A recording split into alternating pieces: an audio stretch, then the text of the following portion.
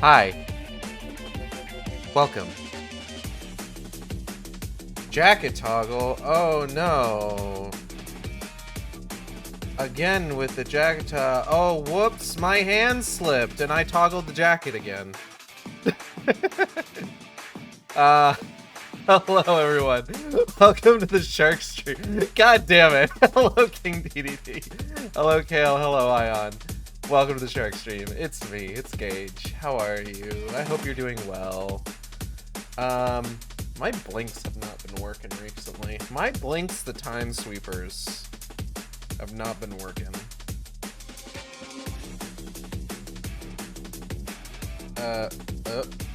Okay. Hold on, let me just, 1 second. Settings, is expression?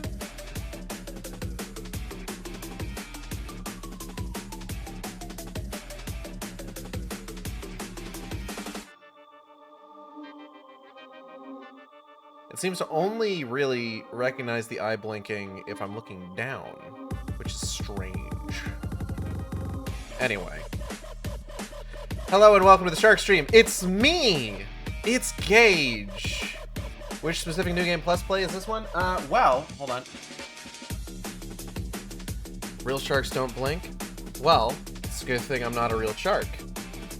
If you knew the lore! Anyway.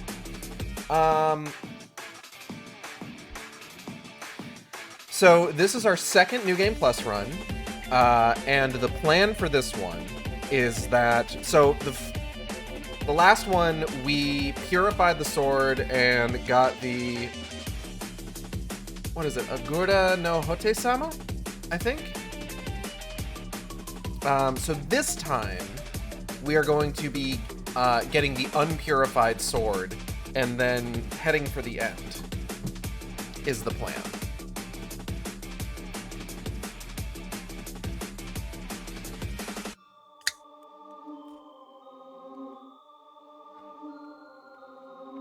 I am once again laid low by Wet Sandwich.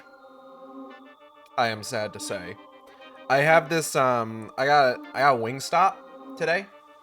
And I got this chicken sandwich with the hot honey rub on it, and it is wet. It's got oil. It is a wet sandwich. Have you considered drying your sandwich? Why would I do that? Shake it off. Yeah, let me just shake it off all over my fucking desk. Recently beaten all the playthroughs, so looking forward to see your thoughts on the endings. Oh.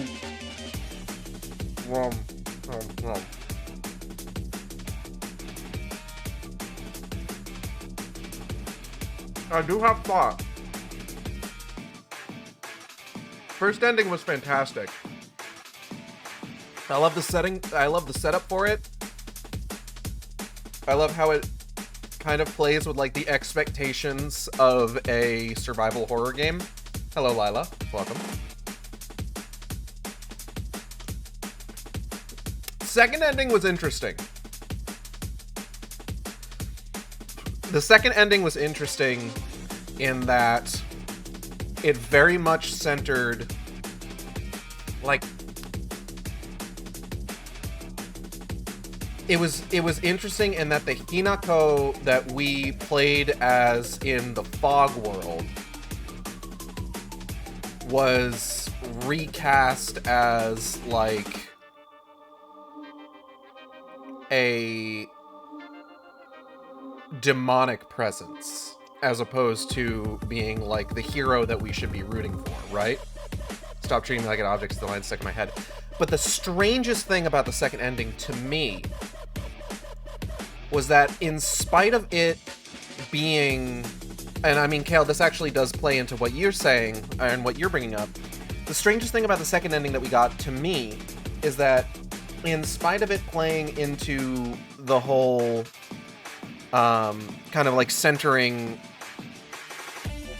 what Hinako's going through and the effect that it's having on her friends and what her friends' reactions are to it, where we find out that Shu may have been intentionally sabotaging us all along. At the same time, it was interesting in that that particular ending was still framed as being about Shu and Kotoyuki, as opposed to being about Hinako. Like, Hinako was at the center of it. It was all about, like, her feelings and her, like, sort of, like, personal, agency, and how Shu betrayed that agency. It was around Hinako, yeah. Hello, Zilla. You are in the house like carpet. But it was, like, in the end, the focus was on the interaction between Shu and Kotoyuki, which, don't get me wrong, I thought it was a really nice interaction. I liked their little, just like, we both care about Hinako. Let's, if we're not going to be friends, then we should at least acknowledge that we both care about her and that we are both going to continue to care about her in our own ways, right? But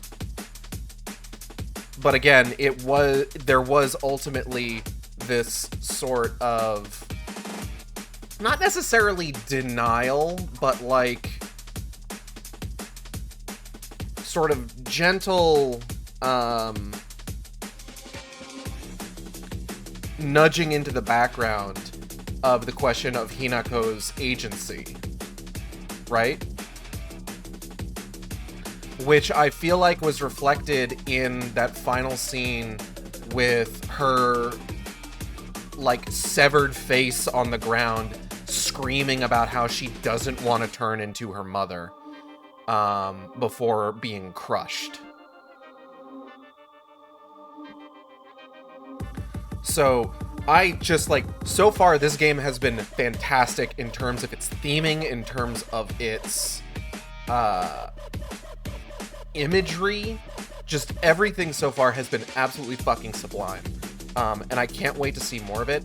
Now, given that what we're going to be going for here is essentially the same thing we just did, except that we are going to be,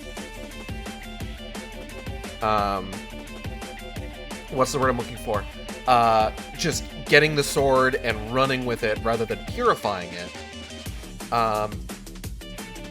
It will be interesting to see if there's going to be anything different in this run outside of the ending, or if really the difference in the ending is all we're going to get. I need to switch out discs because I think I've got, what do I have here? I've got Banisher's Ghosts of New Eden in the Xbox right now, and I need to swap that out for Silent Hill F. Gaming news. Let's talk about gaming news. So, we have gotten some new updates with regards to Resident Evil Requiem, aka Resident Evil 9, where it is currently scheduled to be released in, I think, February, like late February of next year. And this is one I'm keeping an eye on because the Resident Evil games are ones that I do try to stream when they come out. I believe I did that for Village and 4 Remake.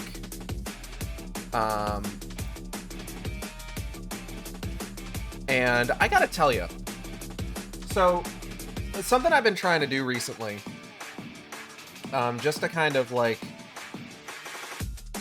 hold on, I have so much shit on my desk that like I need to figure out like a better system here. Something I've been trying to do recently is, before I was kind of like of the opinion just like, oh, I should get bespoke art for like every single game I play, which, as you can probably guess, is not feasible realistically. Huh? So,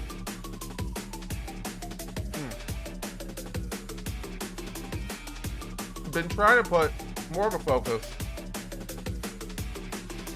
on more generalized art pieces. Things that, while they may not be specific to a particular game, may perhaps evoke the vibe of a full series. How's your moist switch? It's pretty good still. I do like hot honey. Silent Hill is a good example. Silent Hill F has no nurse enemies, but the imagery of the Silent Hill nurse is so, like, iconic to the series that, like, even if I'm putting it up for Silent Hill F, like, you sort of intrinsically understand that, just like, yeah, that's Silent Hill art. You can't exactly sluttify Junko's kimono. I could, there would be some questions of good taste in that case, I would say. There would be problems there. There would be problems there, I would say.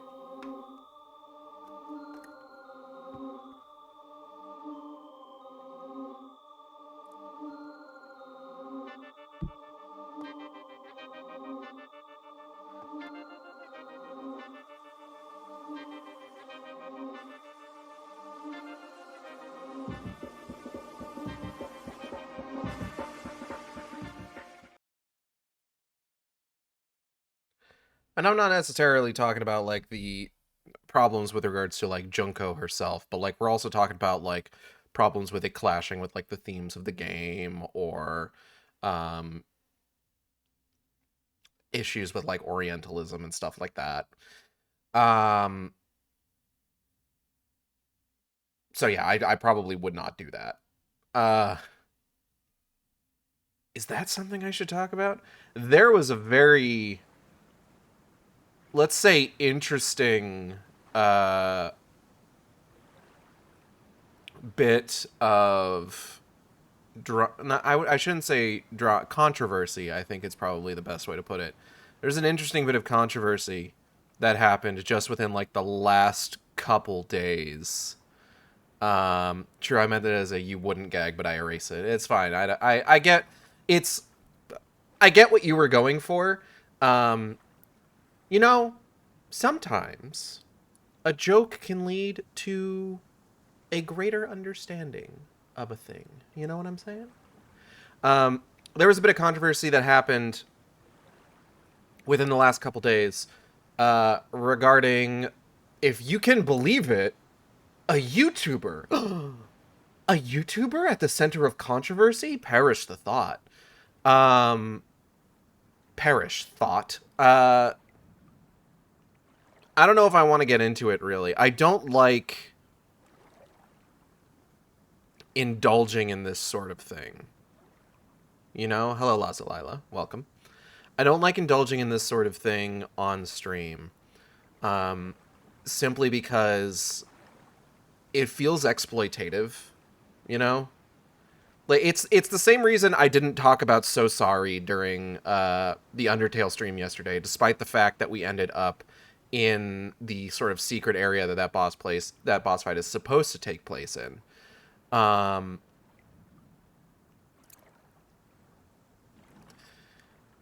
Because it's just one of those things where, like, I could talk about this, but genuinely, do I have anything new to say? Or am I just talking about this in order to, like, be like, hey, this guy talked about it, you know? I'm not looking to garner drama bait clicks, I guess is what I'm saying. I think that I'm gonna leave that to people who, like, what am I trying to say? I leave that to people who can, like, give that sort of thing, like, the focus that it needs, or people who have less integrity than me. Not adding to the noise when you don't have skin in it. Exactly. I do kind of have skin in this one. He's a fellow Bay Stater, but no, I shan't. I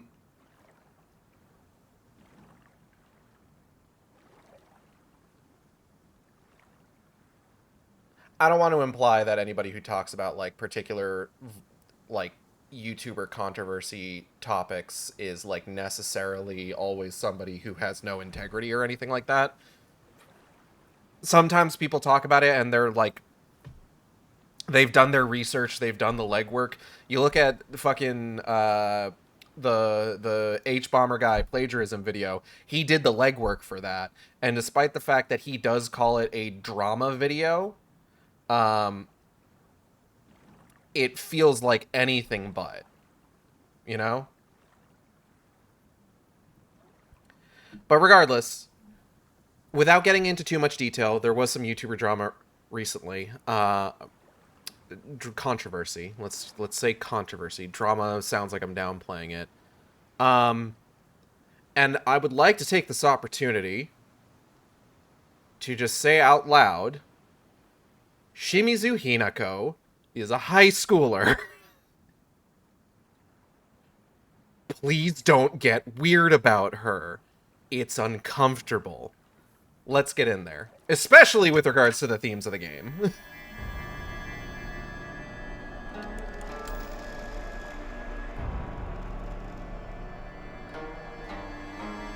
I don't know what controversy about that. It's a whole thing. Like I said, not gonna get into it.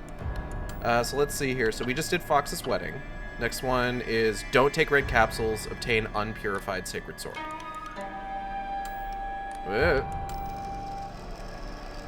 Load that MF New Game Plus.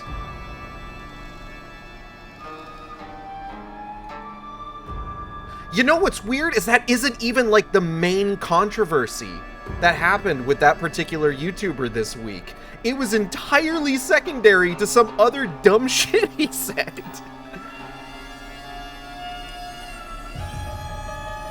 That's hilarious to me. That's the side controversy. Exactly. That's so wild to me.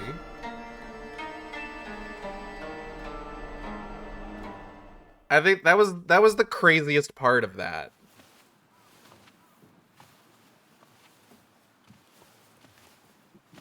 So you're like a Tsukumogami or something, right? I don't know what your deal is. Hey, did you know that I'm pretty sure you killed Junko? She has to get married?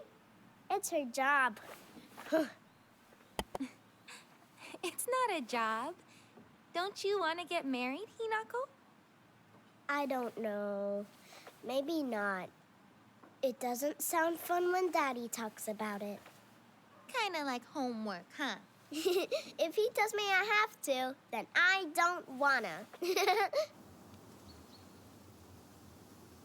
Thanks for waiting. Junko. Did something happen?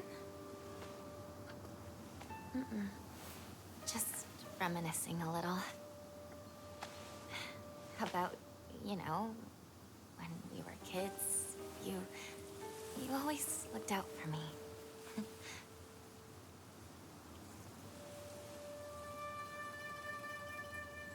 Hinako.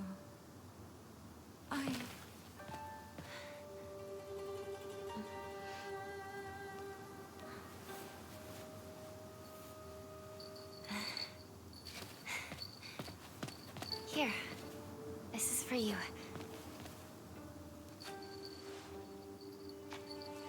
I forgot I was muted. Beautiful. Thank you. That trinket hasn't really come into play at any point, I don't think.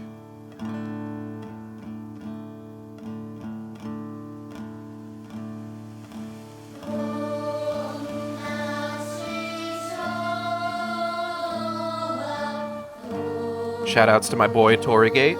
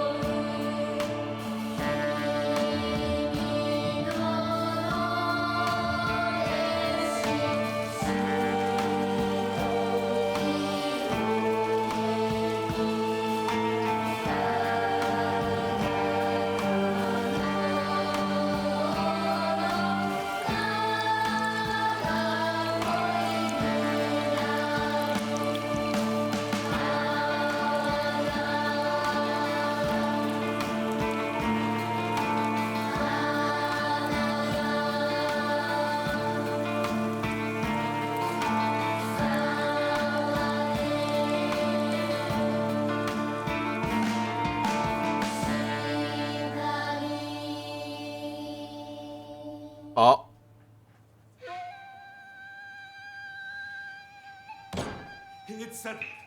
We will decide everything from here on out. But dear, what about how Hinako feels? We're never gonna get another chance like this. What could possibly make Hinako happier? Nothing.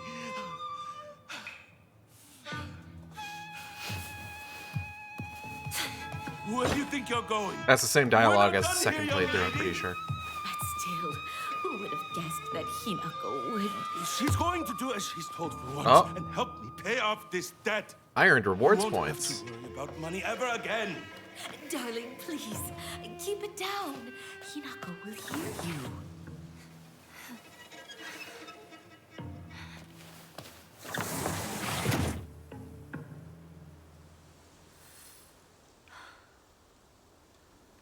There's no way. Never.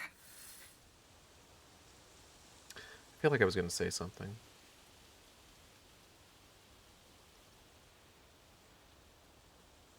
I don't think I finished talking about Resident Evil Requiem. Did we ever figure out who she was being forced to marry? I'm reasonably certain it's Kotoyuki.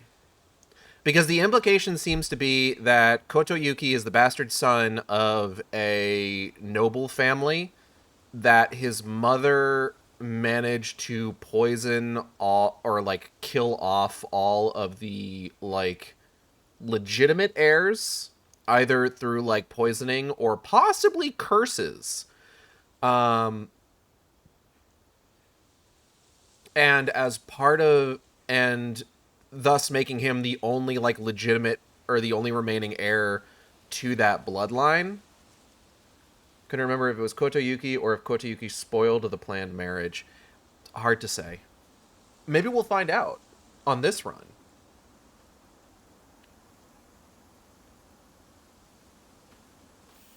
But yeah, so Resident Evil Requiem. Resident Evil 9. Formidable foes. A large monster that is like the statue of an Ashura. It wields a deadly array of terrible weapons with its multiple arms. Its body has been pieced together with heaps of junk and entwined with old tree branches and roots, giving it a sense of divinity often found in old objects. Hence why it was called the Tsukumogami. Tsukumogami.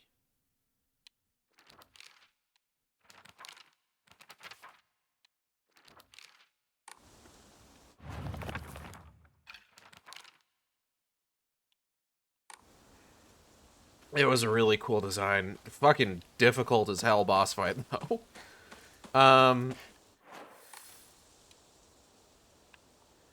So Resident Evil 9 comes out in February. You know what it was? I was talking about Resident Evil 9, and then I was talking about art for stream thumbnails, and then I was talking about Silent Hill art, and then we got into Silent Hill F, and I started talking about that. Okay. So let's wind back. I'll tackle everything one at a time. Resident Evil Requiem is doing something that I didn't expect. So what ends up happening a lot recently... Landslides blocked off the path. Used to climb up there. Tackle everything one at a time. I'm going to. One thing that games have been doing a lot recently is they've been doing their bigger releases have been doing their your bog standard physical release. You know, putting something out there, right? And then they also release digitally, of course. And then they do this funny thing that I hate, where they release this thing called a digital deluxe edition.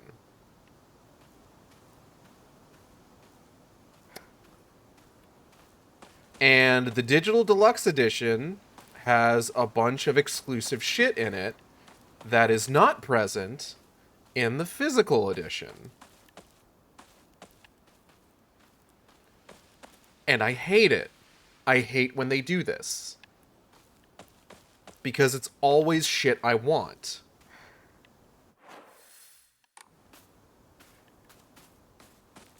Now, something that a lot of game developers have been doing more recently has been releasing like digital deluxe edition upgrades. So if you get the physical edition or you get the standard digital edition and you want the goodies from the deluxe edition, you can get them by paying an additional like $10, $20 or so, right? Silent Hill F did that. Silent Hill F had a digital deluxe edition. Oh, hold up. Local doctor's note. A fox's wedding is a common expression used for times when it rains while the sun is still shining. According to the older folk here in Ebisugalka, however, they also use this expression for when a young girl was spirited away. Ooh. So maybe Kotoyuki did ruin the plans. Folklore pertaining to gods and spirits becoming infatuated with human women is not something unique to Japan and can be found across the world. Ebisugalka is no exception to this. Even here, there are of old tales of young girls being taken away on a fox's wedding and disappearing forever. During the Meiji and Taisho periods, the town elders would apparently reassure the families of missing daughters that they had been swept away by a fox lord and are now enjoying a life of luxury without a care. Now time for a Taisho-era secret. Sorry, Natalie watched the first season of Demon Slayer recently, and I heard that phrase a lot. As I talked about. So, Silent Hill F had a digital deluxe edition. But also had a digital deluxe edition upgrade. Yes, I'll pray. So just like you could put down like a tenner, a 20, and be like, hey, I want to have the good shit. And they would give you the good shit. And that's how I got the bunny outfit.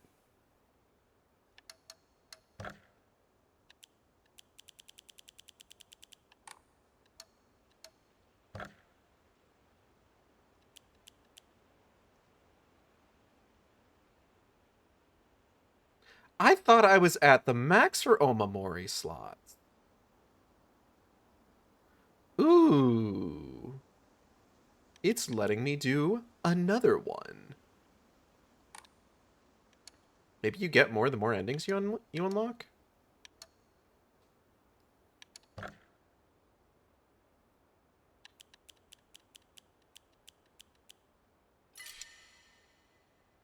Now for a Taisho-era secret. You can just leave. It's called a fox wedding. If it sucks, hit the bricks. Oh,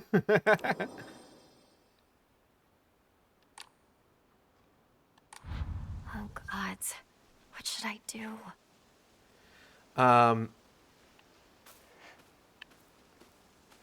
Now,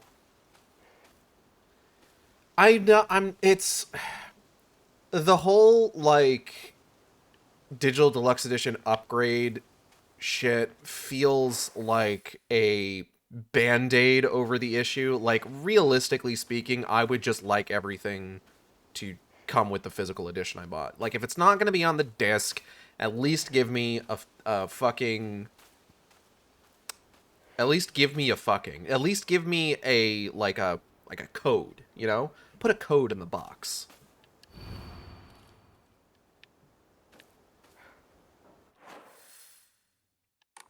That's all I ask. I don't think that's too difficult. This is where the little guy was, wasn't it?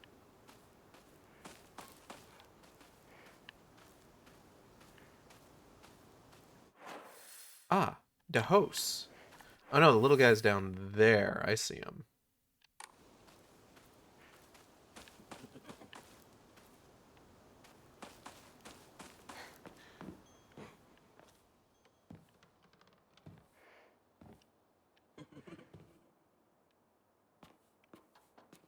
Doing this in the right order this time.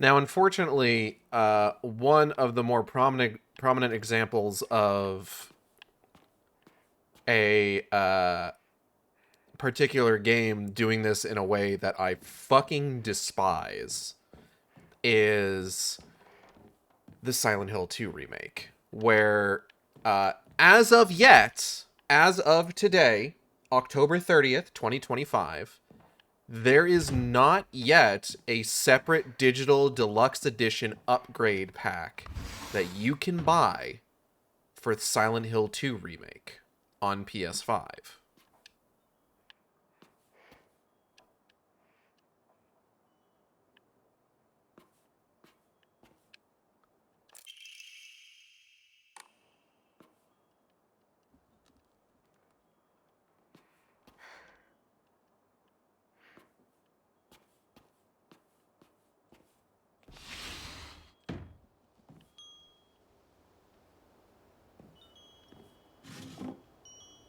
So if I, as somebody who went out of his way to get a physical copy of Silent Hill 2 for the PS5, wanted to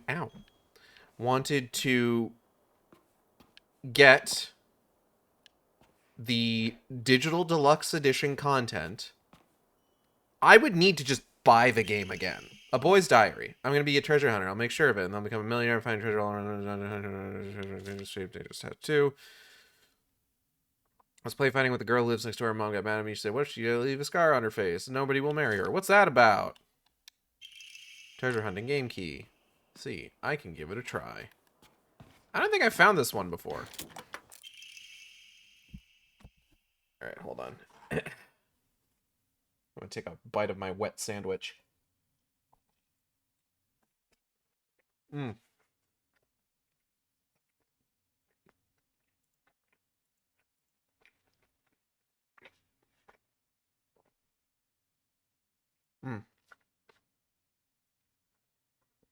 This was the thing that you missed and I had to come back at the end of the game for. Yeah, no, I know. I meant I didn't find this particular chest on the balcony the first time around.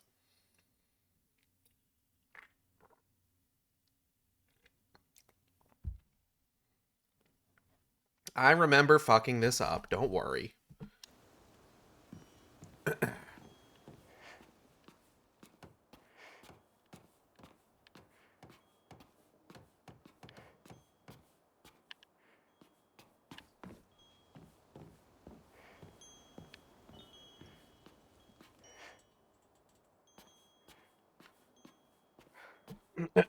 But yeah. Now, this isn't to say that that's never going to happen with Silent Hill 2 Remake. There is... Oh.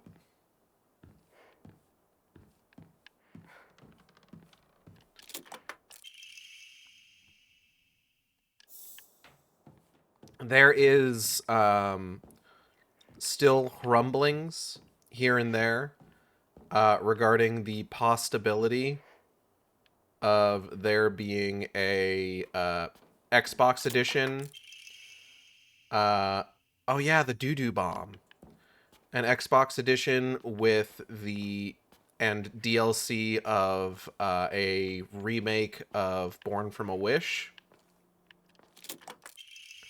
Oh yeah, the doo-doo spear. But as of yet, such things are not confirmed and have not materialized. This is the treasure?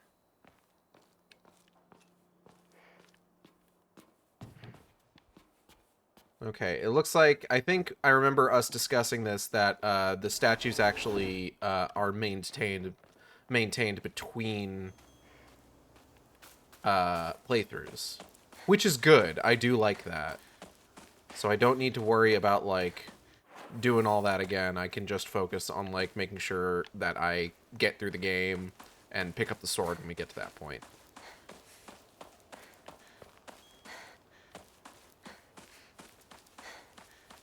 Where is everyone? What about Chizuruya? Maybe I'll find someone there.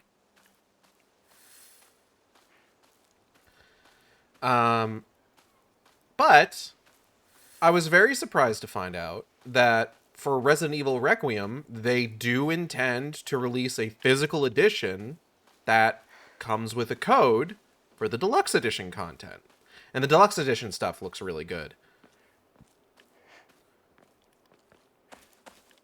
You've got kind of like a post-apocalyptic outfit for the main character, as well as a Lady Dimitrescu outfit for the main character, in addition to like 5 other outfits, apparently. I think it's like 4 other outfits. And Dimitrescu makes 5. All included in that deluxe edition, as well as like a couple other pretty cool things. Charms for weapons,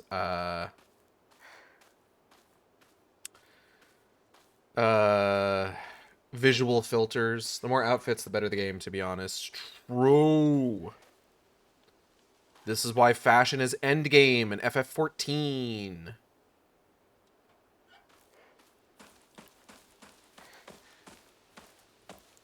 And why FF14 is the greatest game ever made. Objectively speaking. Not objectively speaking. There was also a little bit of controversy with regards to FF14 just today, but we'll talk about that on Saturday. Is anyone there? Funnily enough, dovetails into some stuff we were talking about earlier.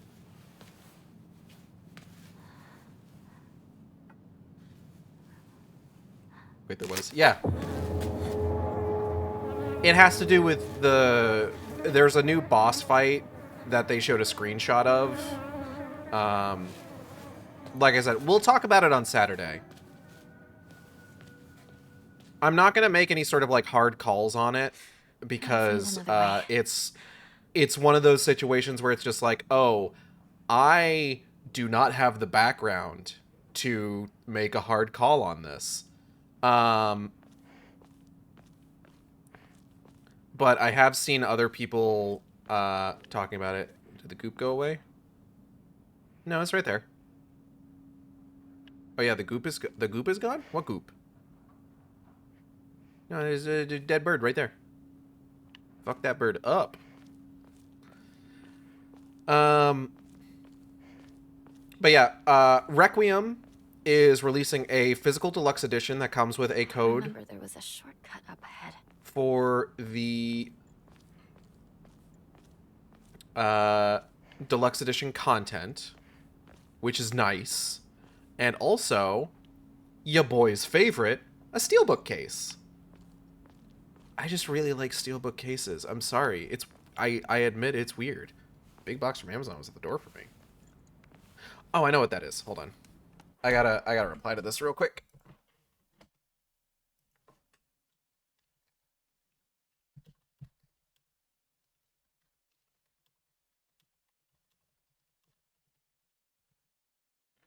Okay. Here comes Saturday stream. There will be at least some more context with the live letter tomorrow. Yeah, probably. From what I've heard, it was a fox that spirited her away. Of all the families to enter, one cursed by Oinari-sama? Shh! Someone is going to hear you. Interesting.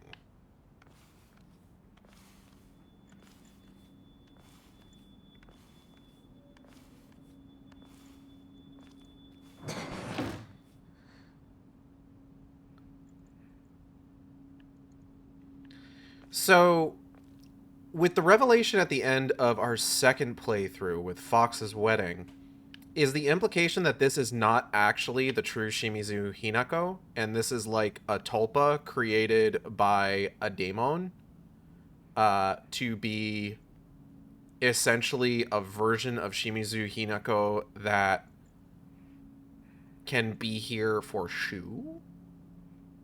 Questions.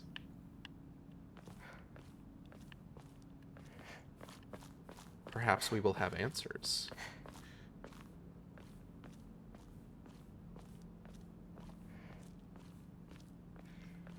You traitor. You traitor. Sakuko. Hey Where girl, you off hey. to? Don't usually see you around here. A truck was blocking the road. Chizuruya? I just want to talk to someone. I'll be there in a bit, okay? See you. You traitor. Oh.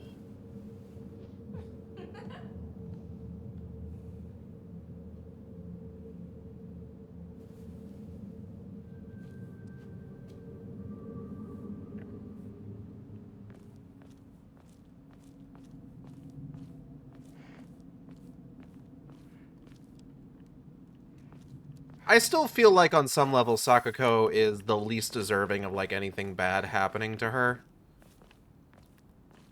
Like, there's definitely, like, she definitely has, like, this sort of desire not to be abandoned.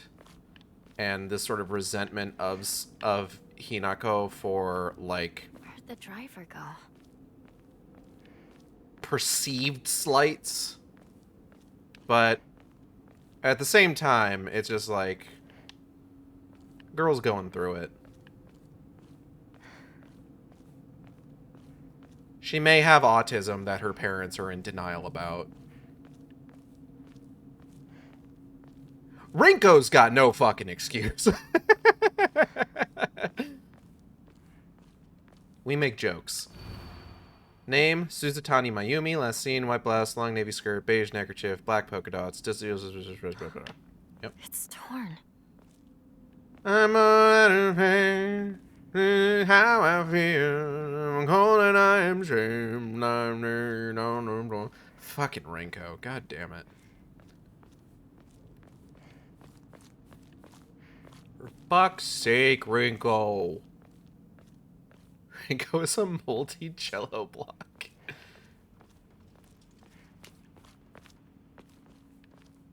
I wonder if perhaps by the end of one of these playthroughs we will have a higher opinion of Rinko. But I feel like with the varying opinions of Rinko I've seen from people who have like beaten the game, I feel like maybe that's pretty consistent. Product shaped by your environment, yet you don't want to eat it. Alright, 1 second. I gotta...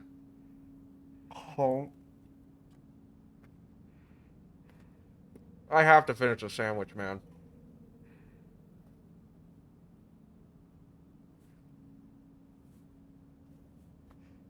No matter how wet it is. I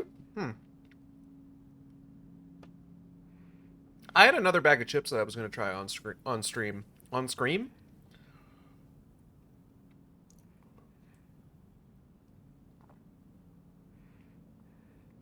Ah. What chips? Extra barbecue. It's another of the bags of like Asian chips that I got from that store. The flavor is extra barbecue.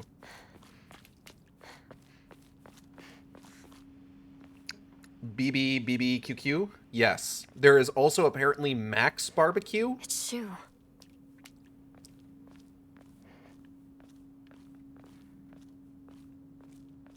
Shu.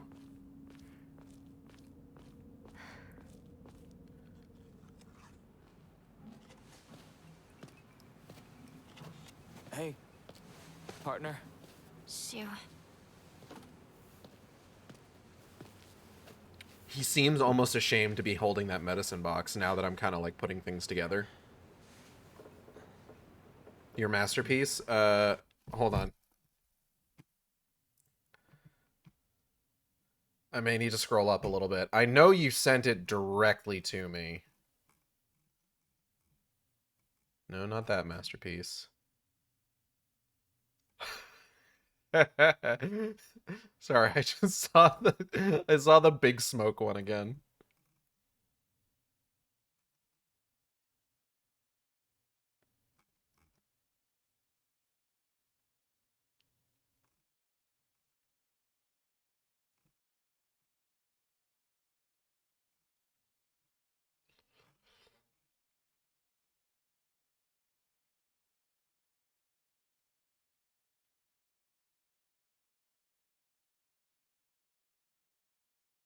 All right, hold on.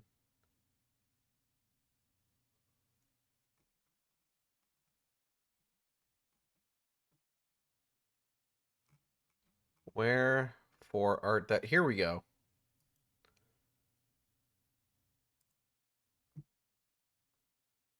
Hold on, I gotta save the image first. Not to... Wicked Game images. Not that masterpiece. No, I know. There's a couple good ones.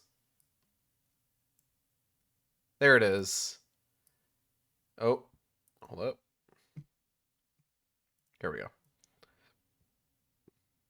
Shoe.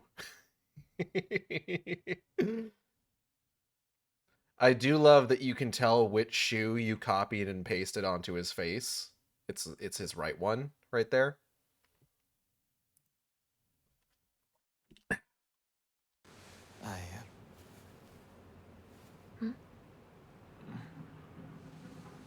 He's a shoebie. He ain't wearing shoes at the beach. Or maybe he was. He's got that energy, actually. Say something. What about you?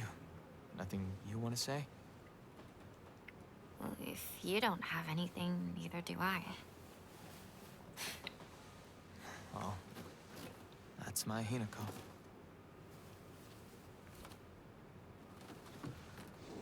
Get this fucking shit out of my It's not like you face. just let stuff happen, though.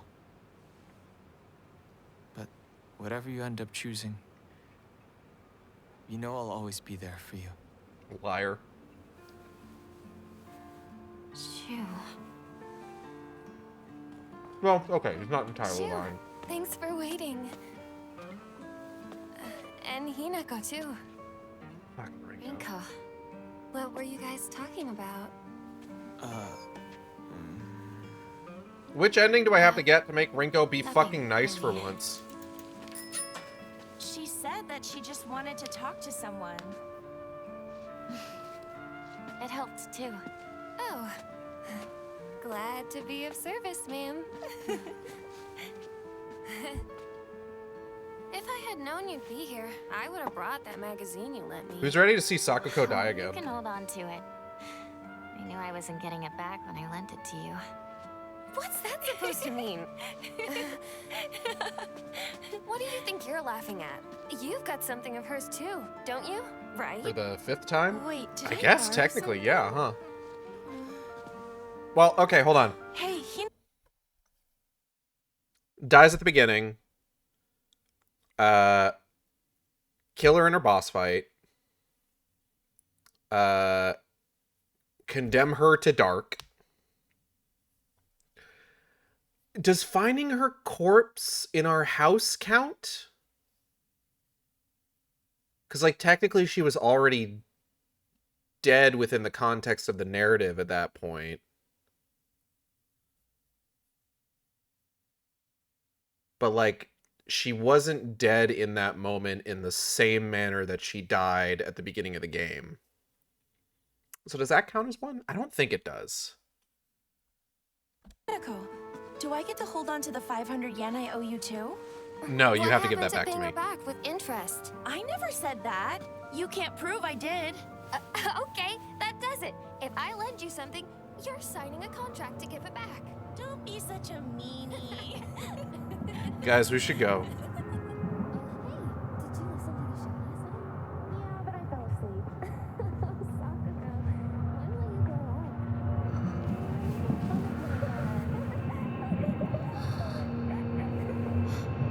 Hinako? Sorry. What? You trip.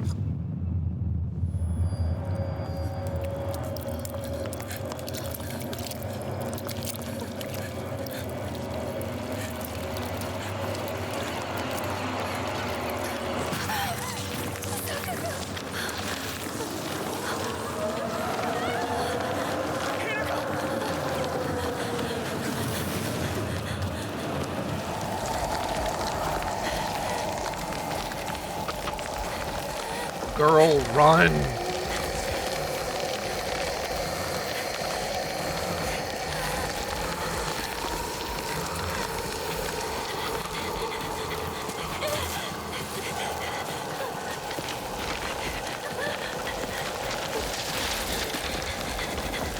Murphy, run!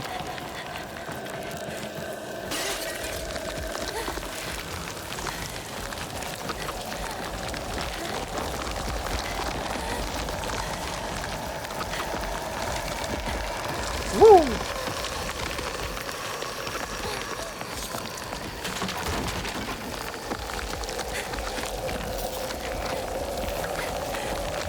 To the gap, to the gap, to the gap, gap. Okay, not to the gap, to the gap, to the gap, gap. Oh, right turn.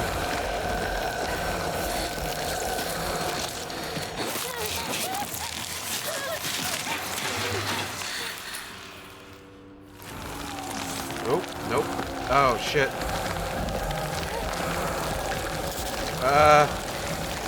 Fuck. Ah!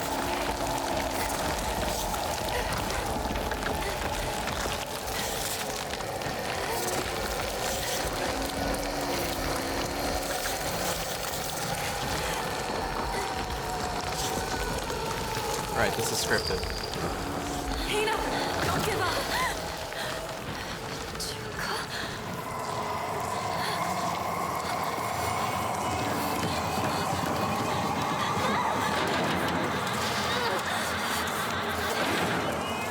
Interesting. I have an interesting question.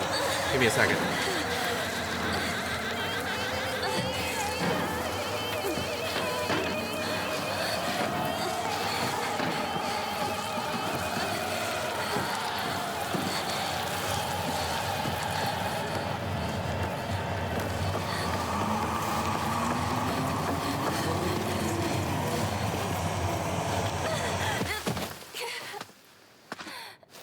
Okay, now that the tension has dissipated a bit, if this is the version of Hinako that is supposed to die, is Junko actually telling her to give up, and is she actually the one who drops the ladder? Or is it possible that Junko is telling the fog monster, who we know is the Hinako who desires to get married, not to give up? In which case, who drops the ladder? Is it possible that it's the Tsukumogami? Perhaps. The doll?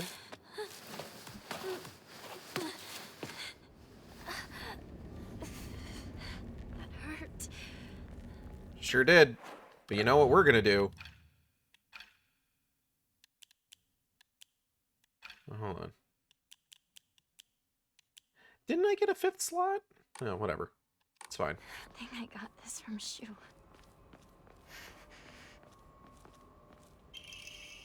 Hey partner, these painkillers should work best for you. They'll not only take care of any headaches, but also any pain from injuries. I suspect the main cause behind your nasty headaches is from you unconsciously grinding your teeth when you're upset. Does that sound about right? If you ever need to talk or anything, just call my name and I'll be there. Could also be brain tumor.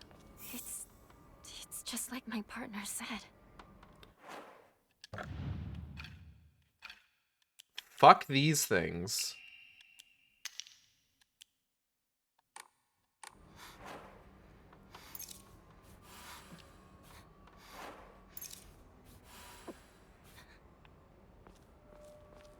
God, it's so insidious, your healing tutorial. It really is. It's so good, though. Bandage. Good thing I got all that arare. Steel pipe. Just what I needed. Alright. What is this place? I need to get back to Sakako. Hinako herself says, good thing I got these healing items, and then also in-game note, hey partner, make sure you take these healing items. Steel pipe sama. It's just, it's really good. It's especially good on like your first playthrough, where it's just like, oh yeah, of course, the tutorial for the healing item makes sense. I've taken story damage. This is where I would use a healing item, and it's telling me how to use the healing item, and it's giving me these healing items right out the gate. Cool, awesome, sick. Let me go ahead and pop a couple of those right now. Not knowing, of course, these motherfuckers are laced with white Claudia. Fuck that thing. You are told 3 times in a row in 3 different ways how to fail the ending. Exactly. It's so good.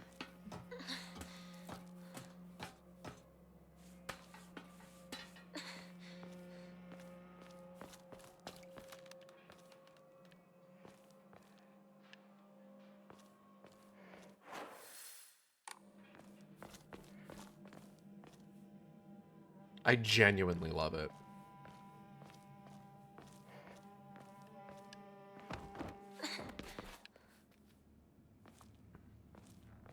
I'm excited for Resident Evil Requiem. Especially since I can get a physical deluxe edition. And it has a steelbook. Who's there? Is that you, Shu? Absolutely not, it isn't. It's an incredibly good ploy. Yep. Next order of business from that long tangent, that winding fucking ribbon of nonsense that I went on, was the bit about art. So as you may have noticed, if you've been tuning into my streams in the last couple years, I have been playing through the Resident Evil games. Played through Remake twice. Once on Jill, once on Chris. I've played RE0. I have played Resident Evil 2 Remake, Resident Evil 3... You calm down. Resident Evil 3 Remake. I played Code Veronica. I played Resident Evil 4 and Resident Evil 4 Remake. I've played Resident Evil Revelations. I've played RE7... Did I play RE7 twice? I think I've only played RE7 once. I did a full playthrough of RE7, and then I did one stream where I played the VR version. Version. And then, of course, I've streamed Resident Evil Village. Now, I really want to move on to streaming Resident Evil 5, Revelations 2, and 6. As well as maybe some other Resident Evil games. Like, potentially, like, original versions of, like, the first 3. Potentially, like, I think I've got Survivor on deck. I'm a VR virgin. Never touched a stuff. I'm not. I've popped my VR cherry. But, like, the issue that I run into, like I said, I've been trying to go, in terms of, like, stream art, whenever I need something for, like, a series, I've been trying to go for something that is more kind of, like, generalized, right? For that particular series. With there only being a hand... Where, like, before, if I wanted to do, like, a full playthrough of something, and it was something that I felt very strongly about, I would get... Shu! Rinko! Like, bespoke art for that particular game. And that's what I did for, like, a lot of Resident Evil. Friend of the stream, Molly, did the art for RE2 and 3 Remake.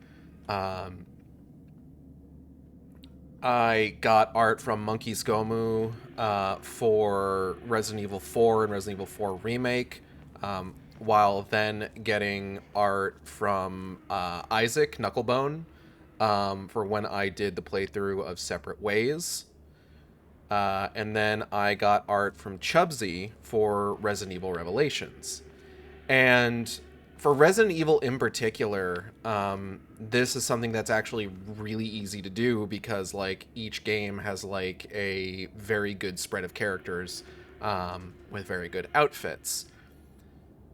It is, however, expensive, as you can probably guess, to get bespoke art for every single game in a series. It's why I have stuck to trying to focus on just... Oh, for God's sake.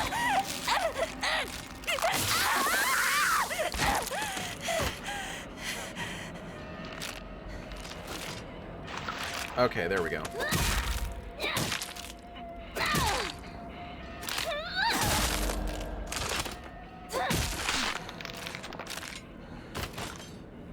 It's why I've tried to focus on, like, just getting, like, series art. Like, the Silent Hill art being, a Acid Shark in the Silent Hill nurse outfit.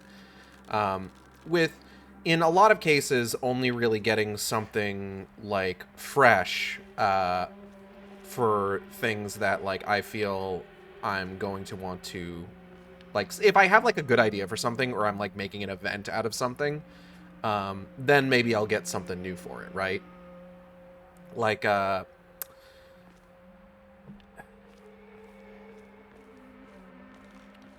don't think there was really a good like I was talking about before. There wasn't a really good option that I could think of for Silent Hill F, and also I think I was dealing with a lot of stuff financially at the time, so I didn't bother trying to get anything new for it. But like for Silent Hill 2 Remake, which I'm hoping that they do a remake of Born from a Wish, so that I can I would really like to go back to that game and play some more of it on stream. But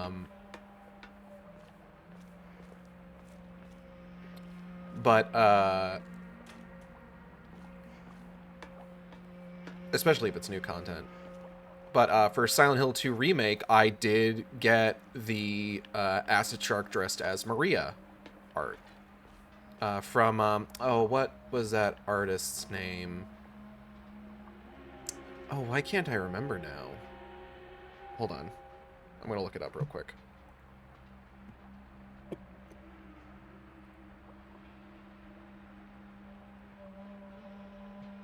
Silent Hill 2 Remake. That art was by Elking Art. That's right.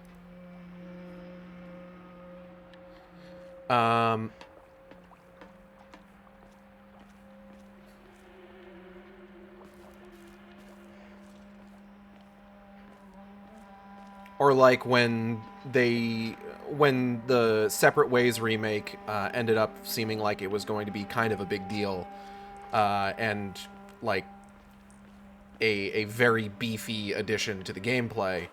I, of course, got the additional art of Acid Shark dressed as Ada Wong from that game, from Knucklebone.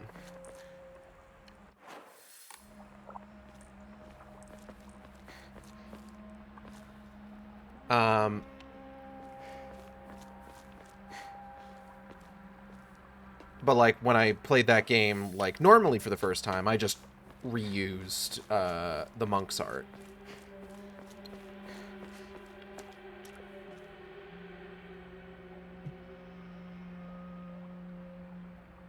Whoop. Get rid of that guy.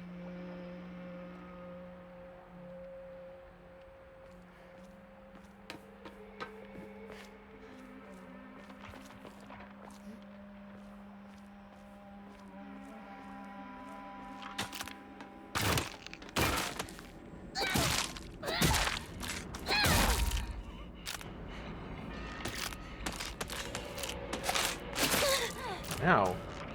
Motherfucker.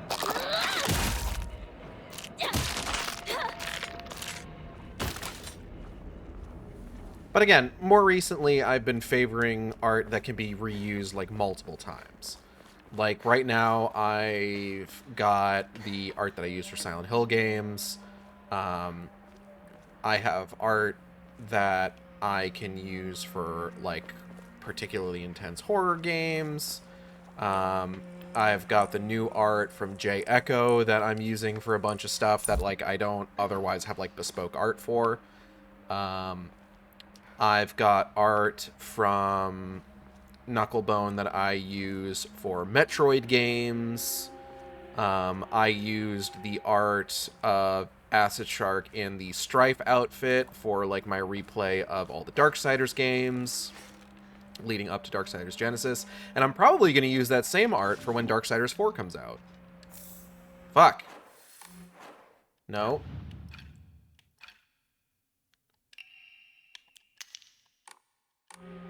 Not even once. Red capsules. Not even once.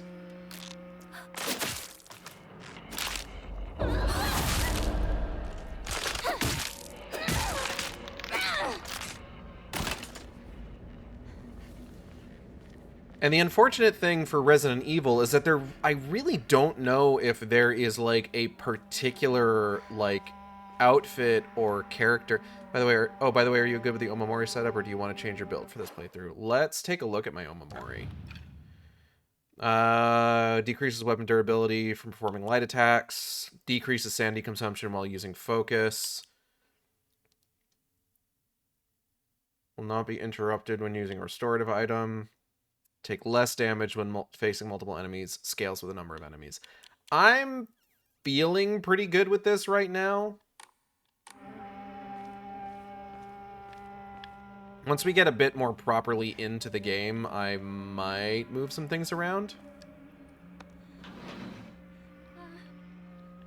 Anyone here? Or see if there's, like, anything I can do to, like, make myself fucking proper busted. They really want me to pick up those red capsules.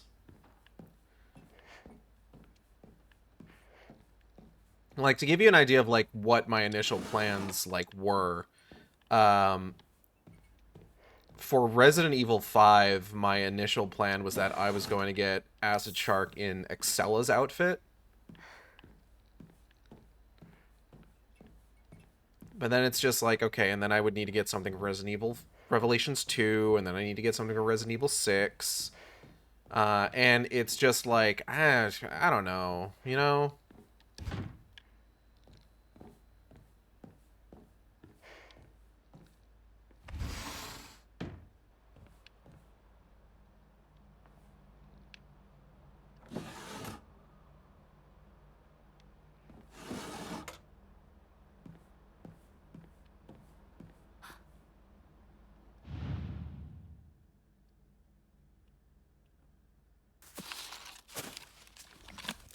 Gonna yank that out real quick. Thank you.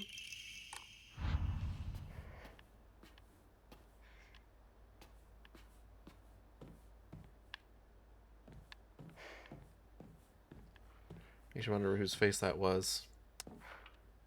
Question for the ages. Probably hers.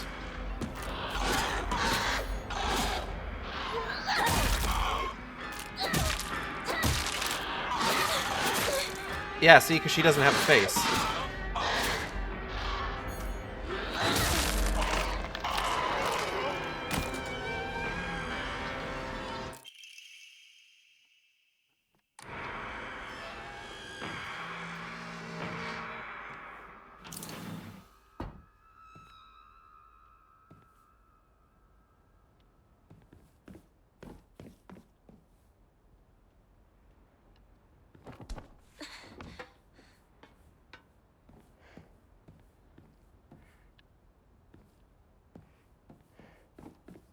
Trying to remember, was there a reason to go out like the balcony versus the back door?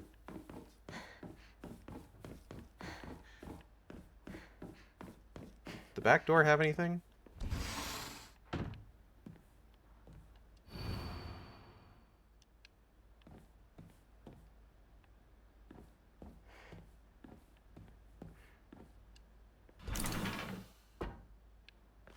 Back door had the whale. This is true. Oh!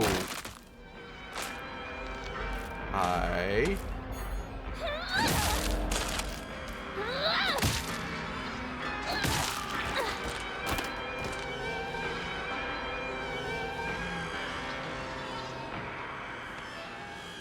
Guess I got mad at you for missing it. That's true, you did! This should be an offering. And now there's a dried carcass.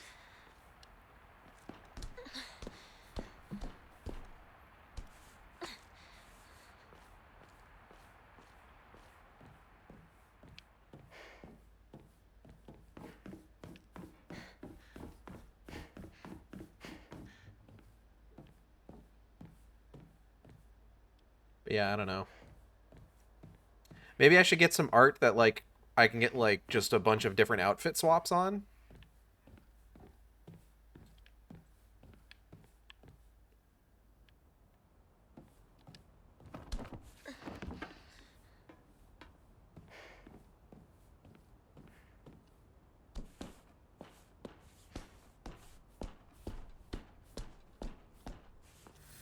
Paper doll shark, maybe, but you need someone who's consistent with the outfits. True.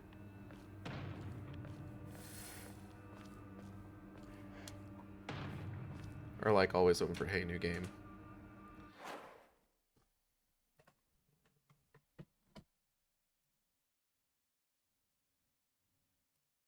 One second.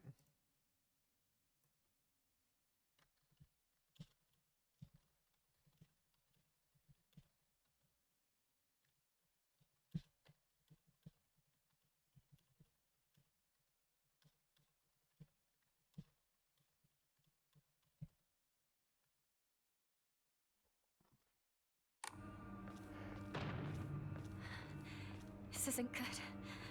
I really hope Shu and Rinko are all right.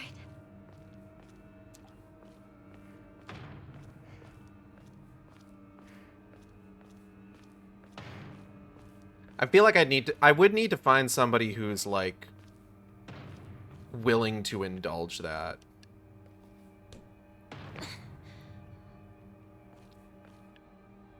You know? I'm sure I can. Don't get me wrong.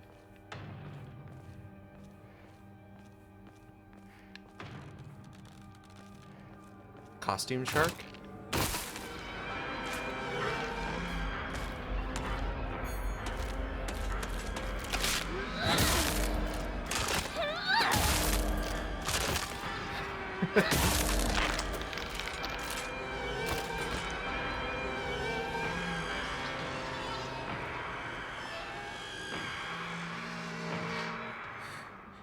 My weapon's about to break. Cause my weapon's about to break.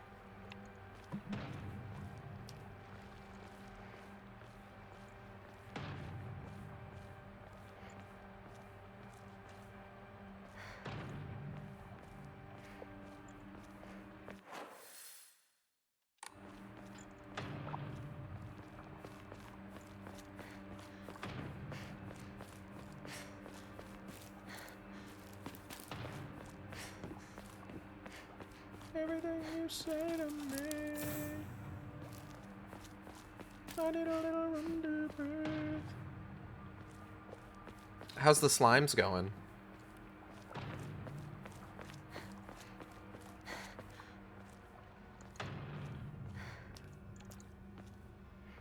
Oh, antique comb. Slimes are always good to be drawn. True. Okay, I do have some stuff to offer up.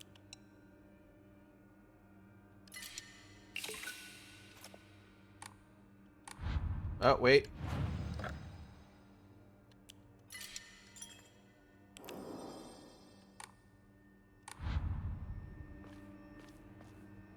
Yeah.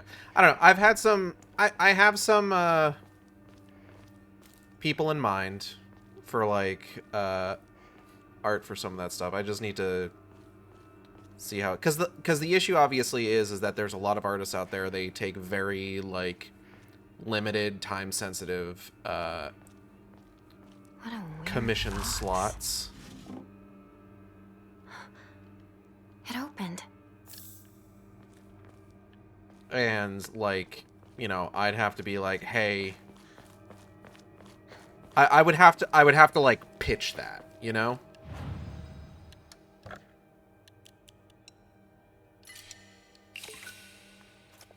Just like, hey, here's what I'm doing. And I always kind of worry about that sort of thing because, like, I've talked to artists before who,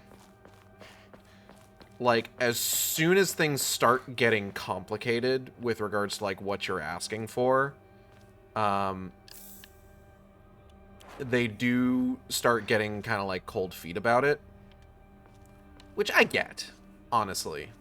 You know? Like, I don't want to shame anybody for, like...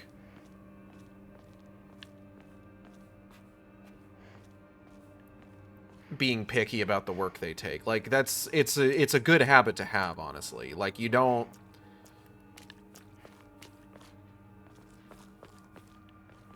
Like, you should feel comfortable looking at, like, a particular job and saying, like, no, essentially. What now? Rinko!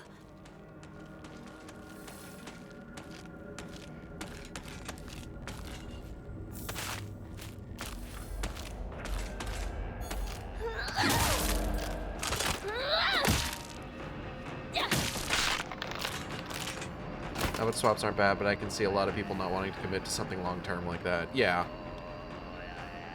Like, I mean, let me think. So if we're talking, like, immediate future, so if I was to, say, want to get one of these commissions where it's just, like, it's Acid Shark in a particular pose, and then outfit gets swapped 1, 2, 3, etc. Immediate future we're talking about here. like Resident Evil 5, Resident Evil Revelations 2, Resident Evil 6, Resident Evil Requiem. So that's like just 4 outfit swaps, right? But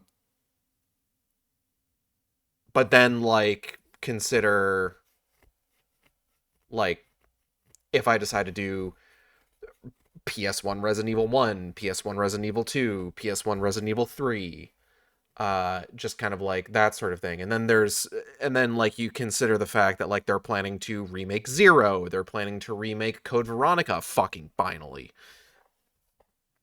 Like it's a lot to be ready for, you know? Wouldn't bother me, but I would need heads up in advance. Oh yeah, no, absolutely. Like I said, I'm not trying to I'll continue the after the ad. After the ad I'll continue the thought.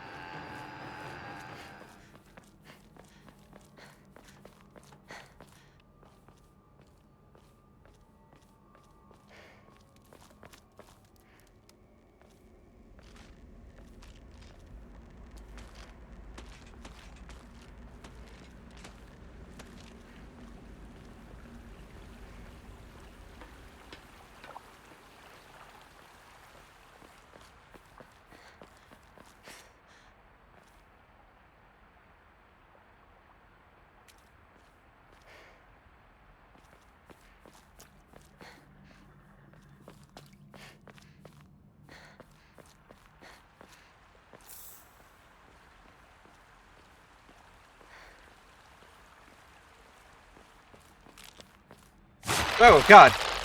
Jesus fucking Christ, that scared the shit out of me.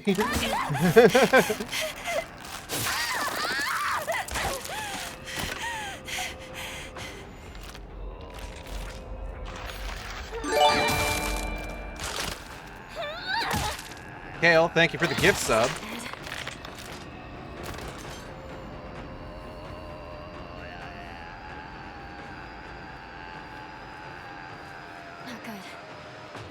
Much longer. Yeah, it's maybe got a couple good hits in it. But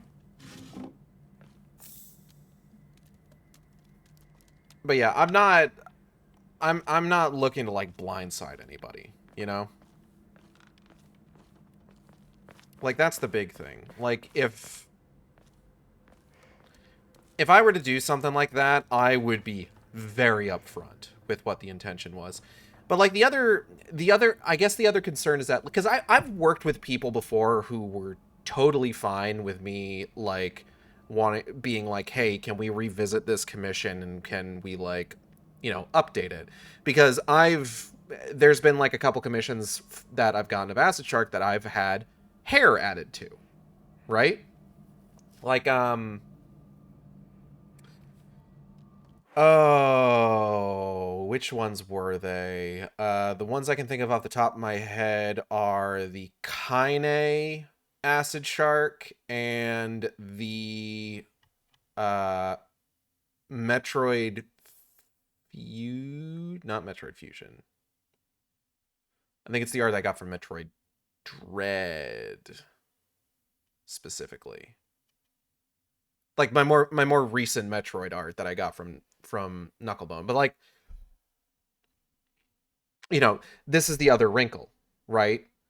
A lot of artists recently have, for one reason or another, been hitting the point of burnout, or unfortunately hitting a point where they realize that they can't sustain themselves on just like commissions, or like they need to like dial back the amount of art that they do and the amount of work that they take. And it's unfortunate, but you know, you have to respect that decision. What dare you? Shu, where are you? So like, just as an example, like, yes, I do have that really good Metroid art that Knucklebone did for me, that he was kind enough to, when I asked, go back and update it to have hair, right? Now the issue here is that, like, let's say if I were to, at any point, make any other sort of, like, major update to Acid Shark, not saying it'll happen, but on the off chance I did, the likelihood that I would be able to go back to Isaac and ask, hey, can you make an update to this old commission, is low. Because Isaac is no longer actively taking artistic work, no longer actively taking commissions, because Isaac realized that he needed to pivot to a day job. Art was not sustainable for him anymore, which is unfortunate. But again, we understand, we respect the decision. It's just kind of the way that it has to be. Catpull's coming back. I'm excited for Catpull to come back.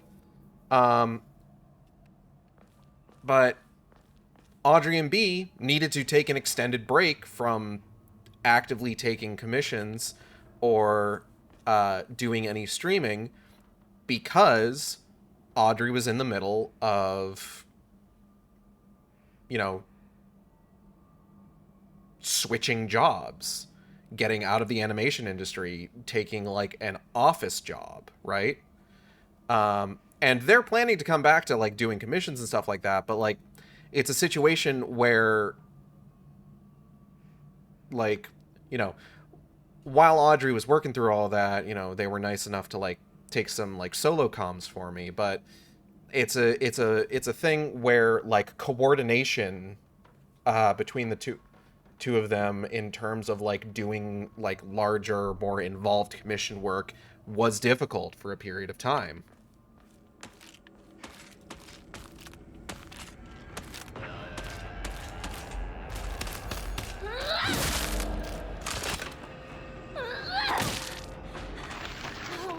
Girl, it's okay. We have a knife.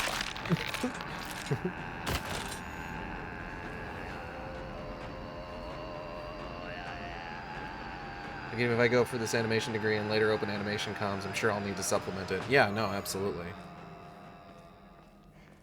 Fuck getting a degree now. No, I mean...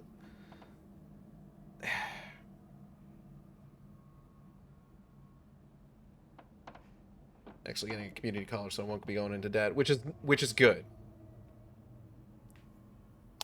I genuinely support like anybody like going for whatever. Like as somebody who has an English degree, I genuinely support anybody who wants to go for something like that.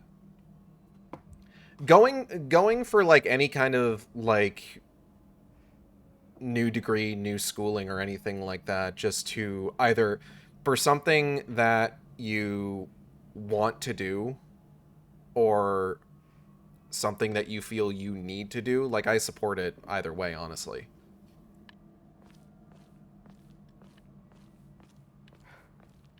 Yeah, no, I can imagine it why it would be a sore spot.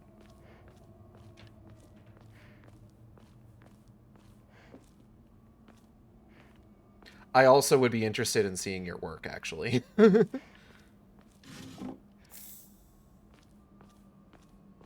If you're fine with sharing. And you can't post links in chat is the problem.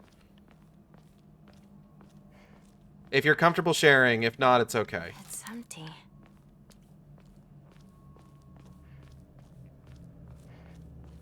But yeah, it's like that would, what I'm sort of like kind of roundabout getting around to is the fact that excuse me.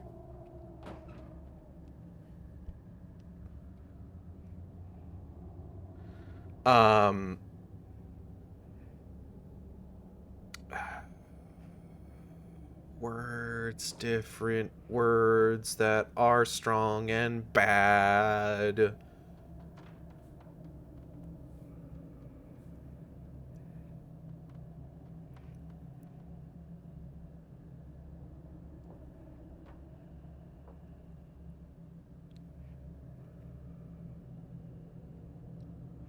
I'm seeing a lot of images of rats, which is very nice.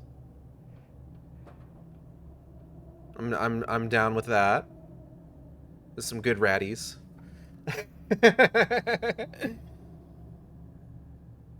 No, but what was I saying? It's this thing where kind of the acknowledgement of just like, if I do want to do something long term, there also needs to, with that, come the acknowledgement that there is the possibility that this is not something that the person that I'm talking to is going to be doing forever. Right? Like I said, chances are I can't go back to Isaac for any more updates to any comms. He probably would not. And it wouldn't be like out of like, it wouldn't be like a like frustrated he wouldn't take it. It's just kind of like an acknowledgement that this is not what he's doing anymore, you know? He is like working on making on like finishing like comms that he still owes. But like that would be like new work that he would be taking on, and it's that I don't imagine that that is something that he is interested in. Good drink that he is interested in picking up, even if it's, you know, from me. And I mean, like, I was a good what's the word I'm looking for? I was a good client. I try really hard to be a good client for anyone that I work with.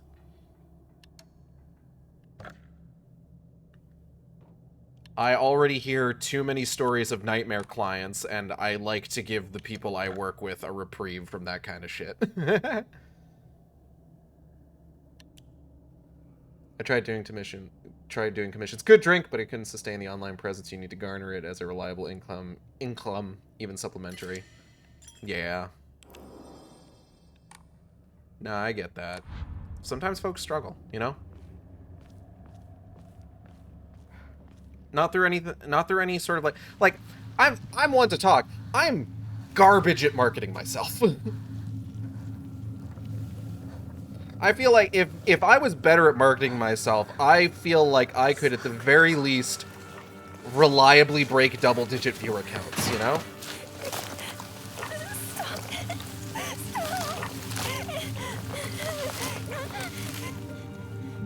That being said, I have been doing a little bit better recently. I feel like I've been getting like I still get single digits, and like it's okay. I'm fine with that for the most part because, you know, most of y'all are my friends and I enjoy hanging out with you guys. But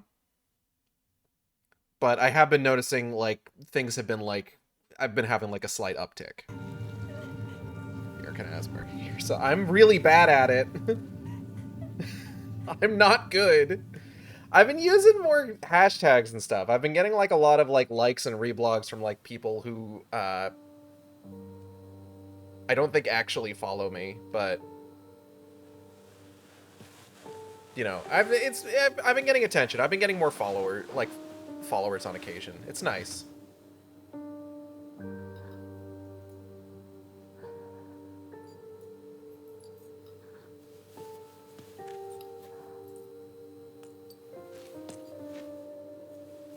Zilla, if you ever need any audio to make animations off of, I have so many shorts and highlights of funny moments on stream. I still remember the animatic that friend of the stream Opal made of that one bit from the LA Noire playthrough years and years and years ago. Since you were little, you dreamed of a different life. A family that owned a candy store instead of some stuffy old shrine. And here, it's all yours. As much candy as you could ever want. And I appreciate that, Lila. I appreciate anybody who helps get the word out on my streams. Like, there was a post I saw earlier today, if I could just interrupt the incredibly sad moment to talk about my shit. Fuck whatever's happening on screen. Let's talk about me for a little bit more.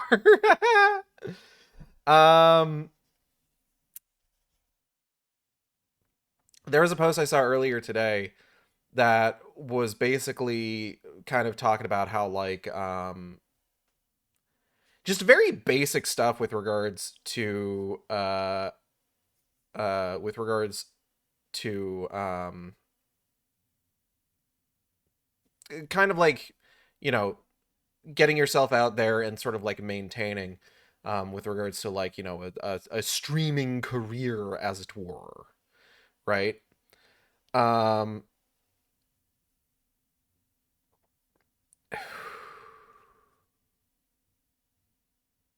I don't know why I was holding in so much breath just then. And one of the things that it says is just like you kind of need to be consistent. And I would say that, like, that's kind of one of my strengths, is that, you know, my starting times recently have been slipping a little bit, and there's a lot going on that's kind of contributing to that, you know.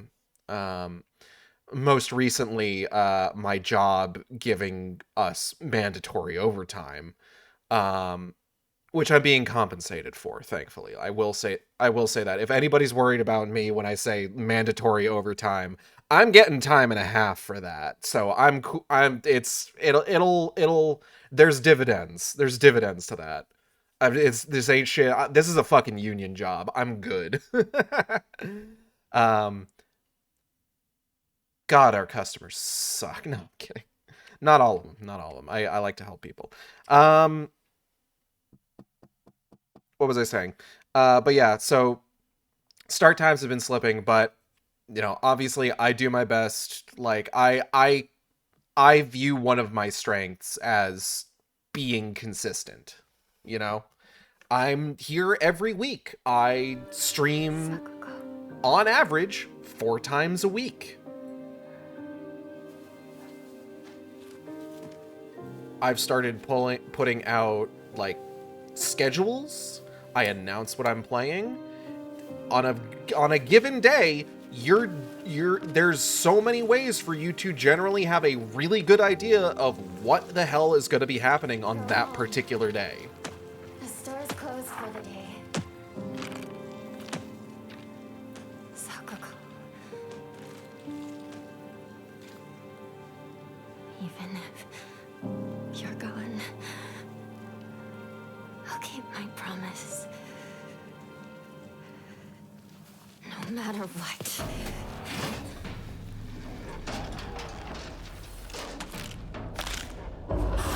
Stone cold badass Shimizu Hinako. 1 second.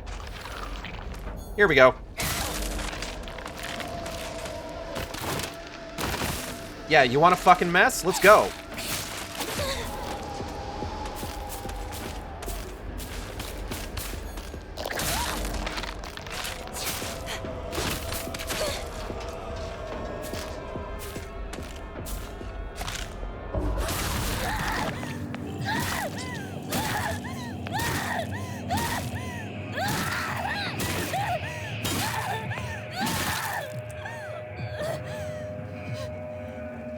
I think you got her.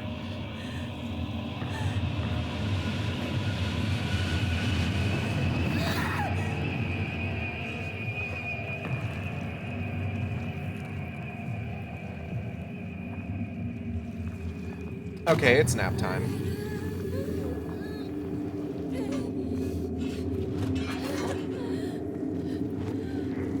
This town sucks. I go to sleep.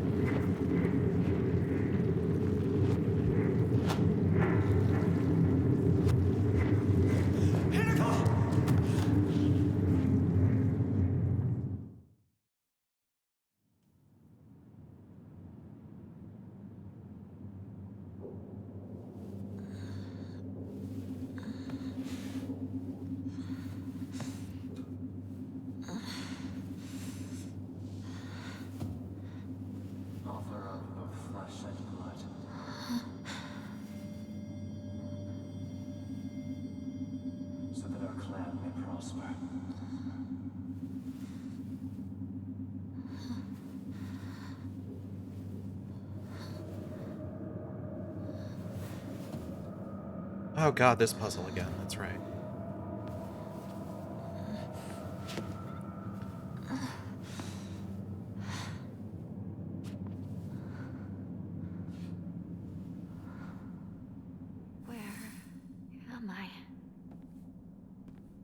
yeah, I don't know. I'll shop around.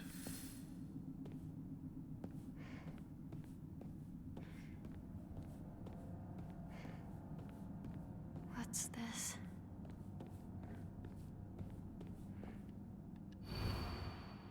Thy restless heart betrays thee as unfit for this auspicious day. Thou must first pay respect to the gods and the spirits of thine ancestors. A restless heart leads to a corrupt soul. Only through sufficient offerings laid upon many stands may thy soul be cleansed. Alright, let's see if we can't figure this out again. Hold on. I do think this one just goes here. Check the bottom of this one. This goes here.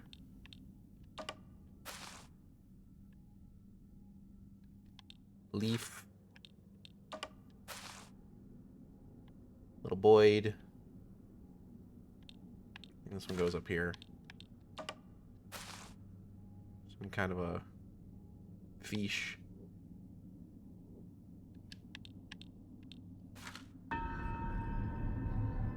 Alright, good night, Lila.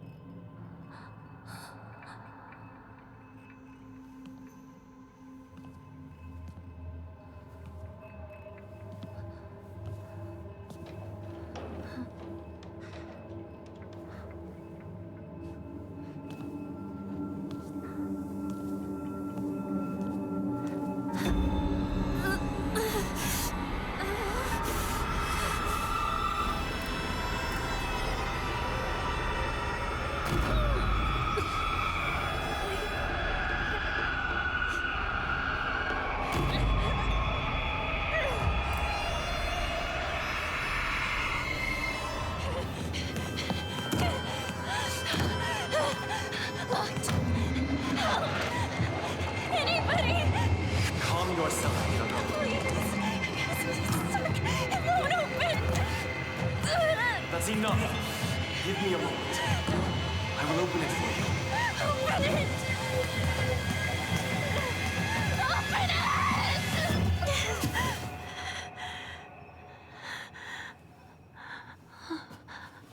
Hey, Kotoyuki. That must have been some nightmare.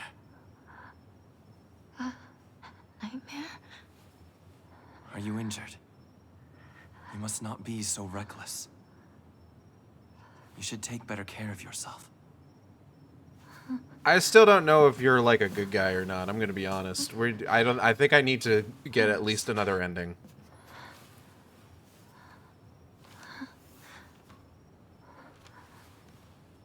Shall we get going, Hinako? What?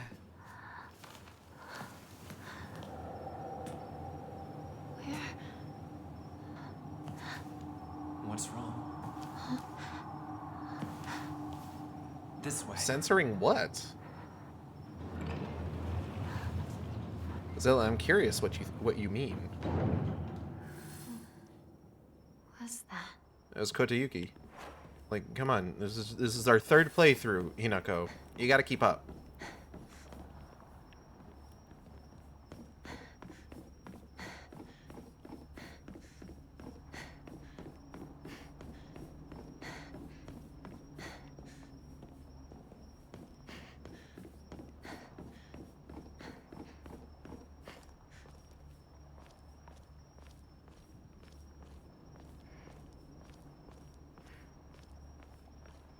Mind your step.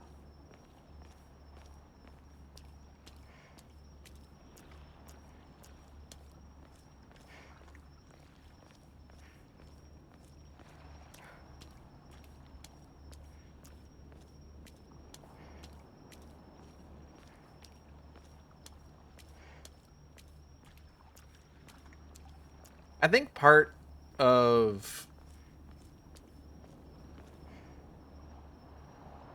censor the entirety of Hello Handsome with asterisks? Huh? It didn't do that on my screen. Bowie Stange. My own, like, Puritan level baby protect mode? Maybe. I think what the sort of benefit I have with... Because, like, the main thing that the post that I had seen earlier that was kind of going on about... Hold on.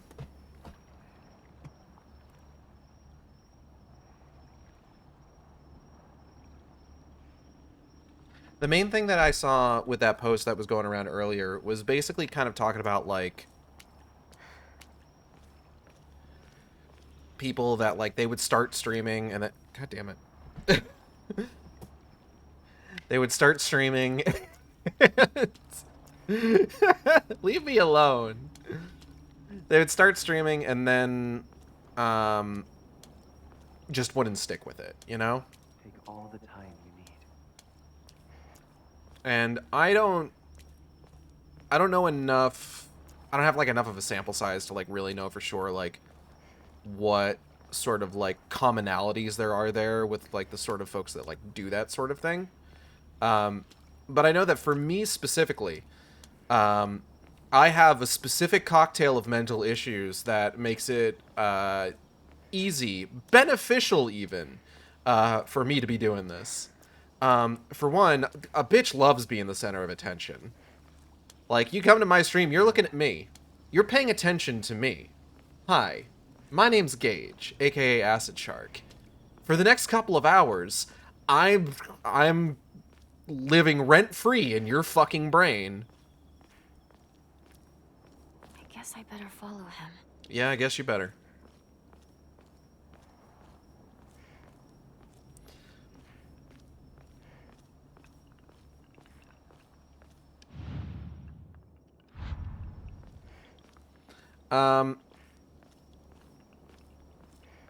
Another thing that kind of helps with this is the fact that, like, one of the things that helps ADHD, especially unmedicated ADHD, like what I have, is structure, right?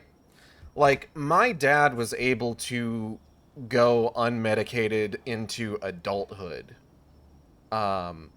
until, like, he found out that he had ADHD at the same time I found out that I had ADHD. And I think part of it was because, like, they did realize just, like, oh, it's hereditary. Like, so if I have it, it means, like, potentially one of my parents has it. So my dad got diagnosed with ADHD around the same time I did, when he was already an adult. My dad was also in the Army. So, you know, they kind of beat the routine into him, as the Army does.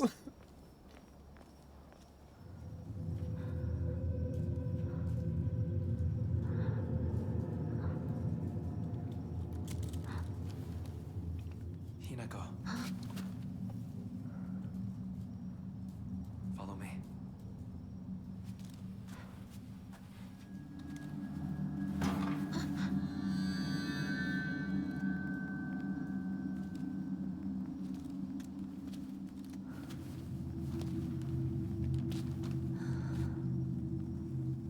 So having, like, some degree of structure, even if it's something where it's just like, I kind of need to be the one to keep up with this, is nice, you know? Having something where, like, at the start of the week, I can say, on this day, this day, this day, and this day, I am doing this thing at roughly this time. Having that to kind of, like, more or less build my life around is really nice.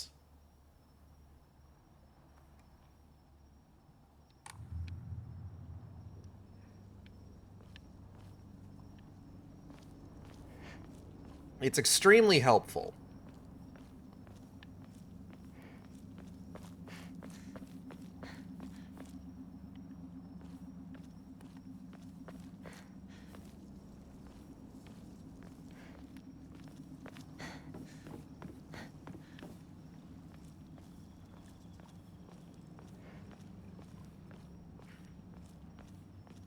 Wait, what's this shrine?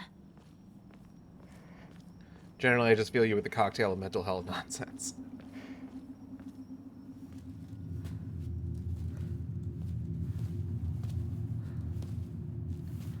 I'll also admit that, like, I talk to myself a lot. I go on tangents a lot. It's actually, it can actually make for, like, pretty good viewing, where it's just like, oh, this reminds me of a story. I have prepared a key for you. This way. It's part of what makes me look forward to school. Every place I work likes keeping my schedule loosey-goosey for them, but it does so much bad for me. I appreciate the structure of a schedule. I wish I just didn't have to, like, work. Like, if you told me that, like, the most that I had to do was clock in at a particular time, and then I could do whatever the fuck I wanted to for an entire day, as long as I clocked out at a certain time, that'd be golden for me. Like, this, streaming, genuinely, I'd love to do this as, like, my job. But, like, that requires, like, a level of, like, visibility and just kind of, like, general sort of, like, audience attention that I haven't quite hit yet, unfortunately. We've arrived.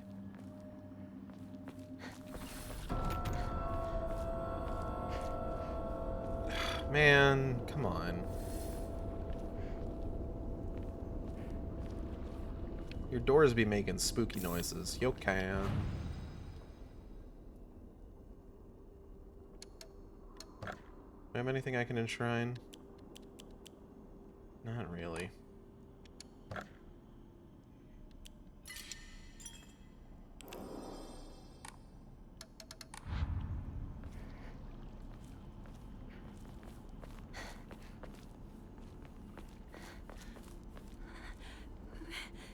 It's locked.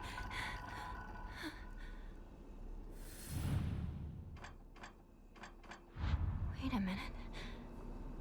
I feel like I've seen something like this before.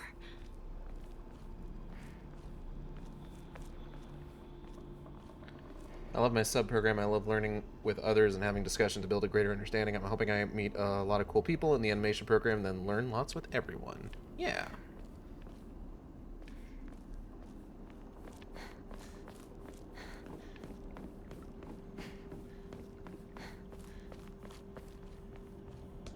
I hope you do too.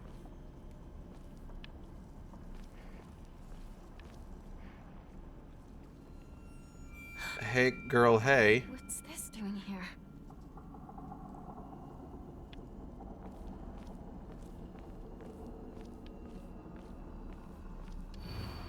Lightning cast down from the heavens split asunder the decayed tree. From the earth grows Kudzu, the prophet of eternal prosperity.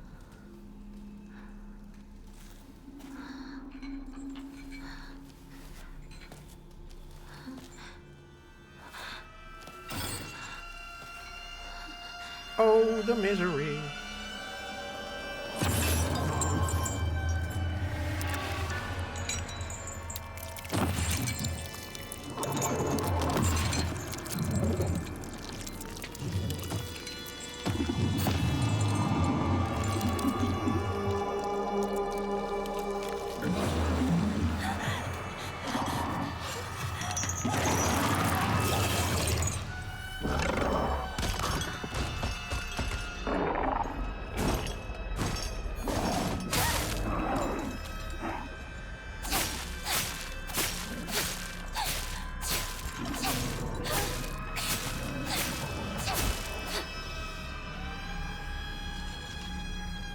Okay.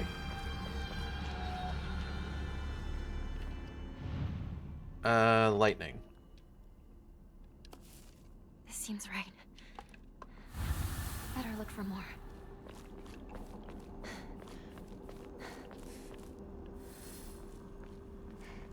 There's another one over there.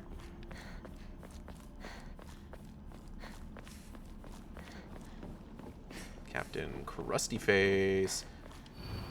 Whatever happens to read this note, sometimes it becomes so easy if you just stop and give up. After all, you are already among the dead. I don't know if I ever mentioned this, but that particular enemy, visually speaking, is kind of similar to the lobotomy monster from Silent Hill Revelations 3D, which is not a compliment. Oh, wait, decayed tree. One left.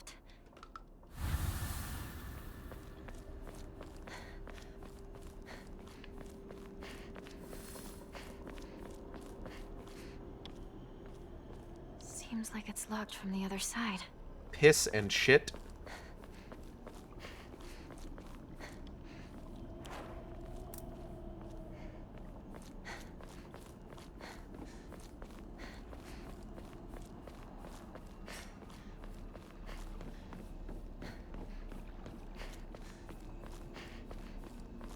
The going off on tangents and talking to myself is not really like oh, this is a reason that like streaming really works for me. It's more like this helps me when I'm streaming. Like I already talk to myself a lot, like even when I'm just kind of on my own.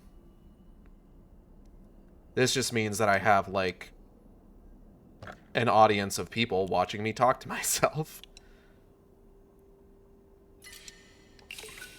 Know what I'm saying?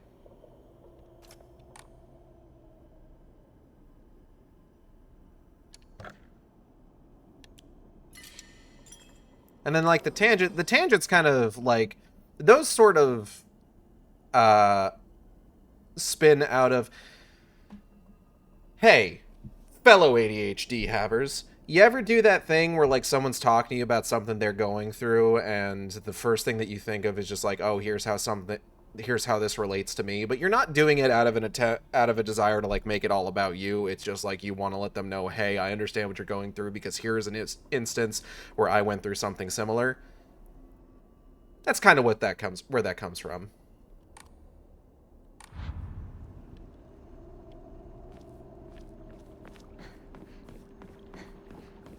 Sup, my fellow ADHD heads. Hey, here's a relevant anecdote that shows I understand. Isn't it normal to talk to yourself? Helps me sort my thoughts. I'm in this picture, I don't like it. You know, from what I understand, the normal thing that people do is they think their thoughts, like, in their head, if you can believe it.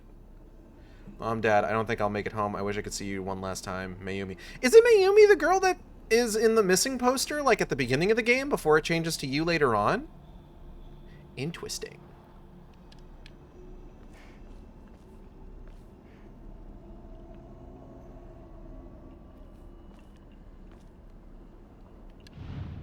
I still feel like it's up in the air whether like she's actually dead or if she is like... Time to try that lock.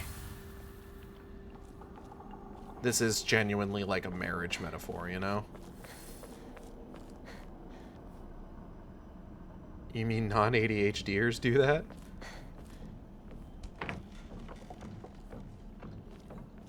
Listen, I understand just as much as anyone else how much, like, vocalizing your thoughts, even if there's no one to vocalize it to, helps. Like, it's the rubber duck thing that, like, people who do coding do, where it's just like they have a rubber duck and they talk to the rubber duck. And it helps them, like, work through issues that they're having. It's just, I don't have a rubber duck.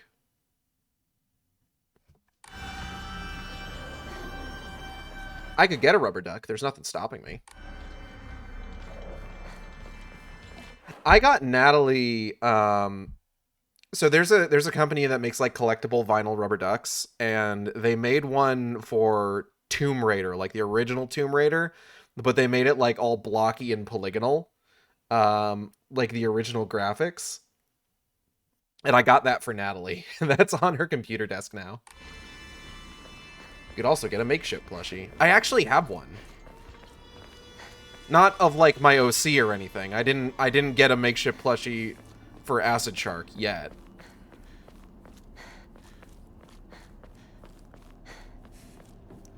But I do have I have contributed to a makeshift campaign.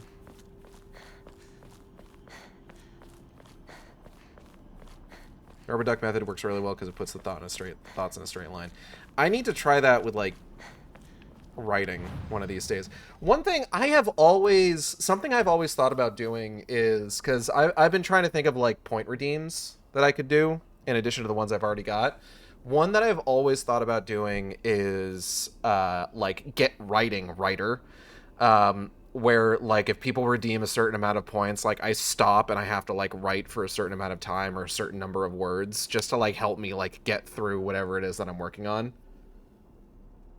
Point redeem for posture and hydration. I just do that on my own, honestly. Like, eventually I hit a point where it's just like, oh, I'm schwimping.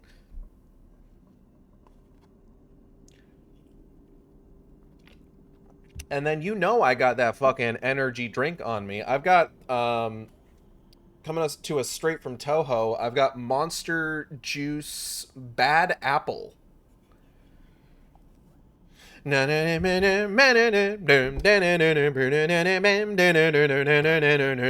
Alright.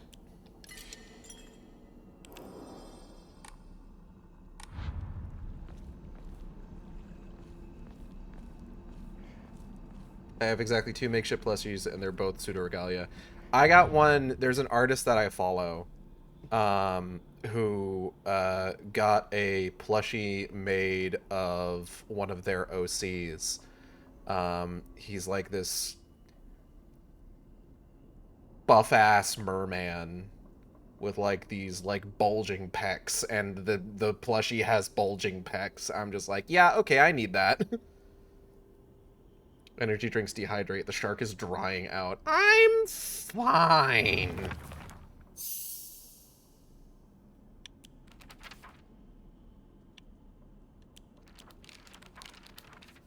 I'm actually okay.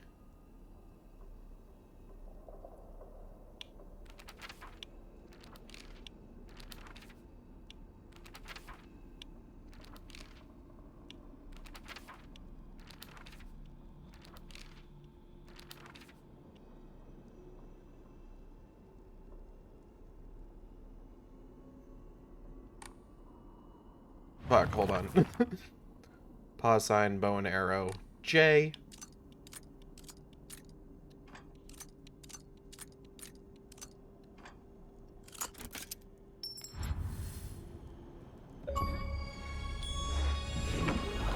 Untouchable. Open the shrine vault of the shrine path without getting hit. Where'd he go? Caramiella is raiding with a party of 5. Hello, everyone! Welcome to the Meow, how late were you running? Goodness great, how long was that stream? Hello, everyone, coming in from Caramiella's stream. My name's Gage, aka Acid Shark. I'm a variety streamer here on Ye Old Twitch, and I am playing Silent Hill F. We are on our 3rd playthrough, which I am calling New Game Plus Plus. We are going for the ending where we have to get the unpurified sacred sword. So you accept my gift? I fashioned this key from... And because we're on our 3rd playthrough, there is going to be, like, just kind of general talk of spoilers. Just so you know. But you're welcome to stick around if you want. Jade. Feel free. For you. Appreciate y'all stopping by. Me? Appreciate the raid, Meow. Thank you. Once you insert that key into the Inari statue... Yeah? Oh, he's gone. Okay.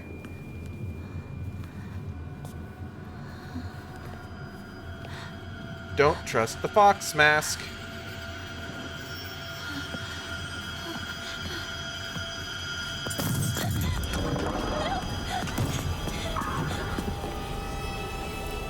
Ah, my head.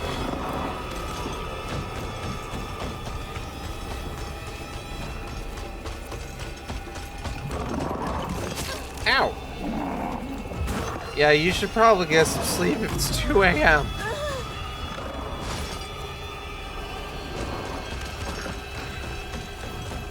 Shit. Ah, fuck. Eep. Yikes. Yowzers! Fucking go away. Fuck, leave me alone. These fucking guys.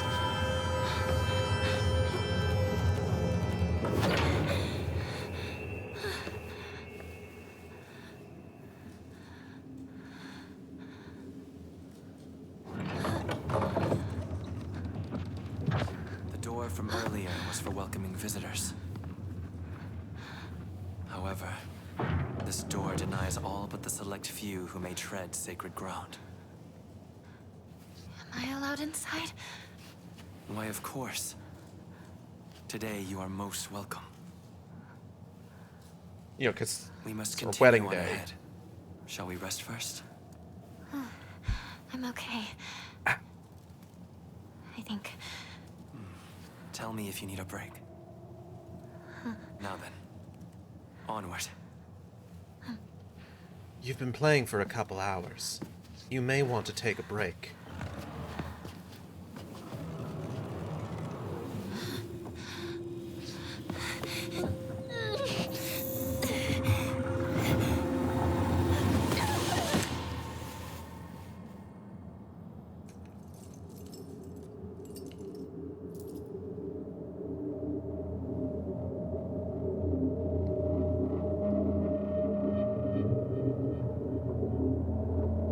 That doll is considerably more ominous now. Hinako, please learn how to close doors. One of these runs, she'll get it. She won't. This is one of the things that's pretty consistent. Hinako, Hey, dog. are you okay? Are you gonna admit to drugging me now? Talk to me!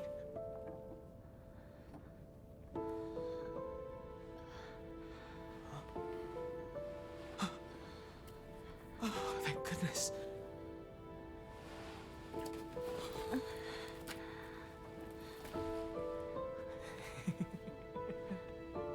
What are you giggling about? You never have been one to go down without a fight. You're alive. So, where's Sakuko? Oh, Sakuko's super dead. Dude, she bit it so hard.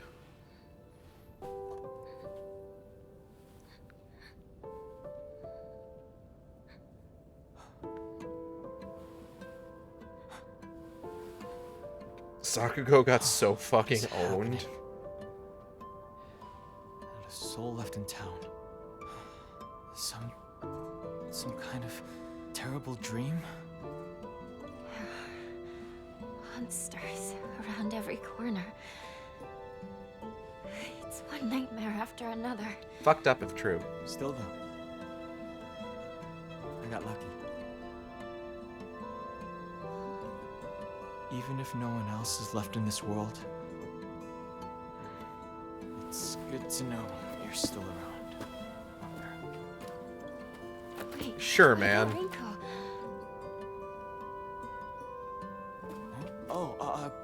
She just said she needed to talk to me about something. But, Rinko you was know, supposed to be with you. How do we know if she's all right? Oh. Sorry. I guess I was confused. We all got split up and ran off. Interesting. I haven't seen Rinko since. But where would she even go? I'm pretty sure it was the same reaction last time, but it is a very interesting reaction. Now that we know a little bit more about Shu's motivations, seeing him, like, kind of dismissively be like, oh, she's just like, what about Rinko? She's like, what about Rinko?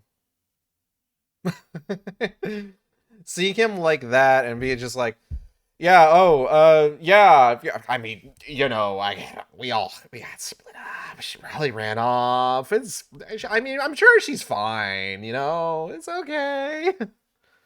Time like this. Maybe she went home.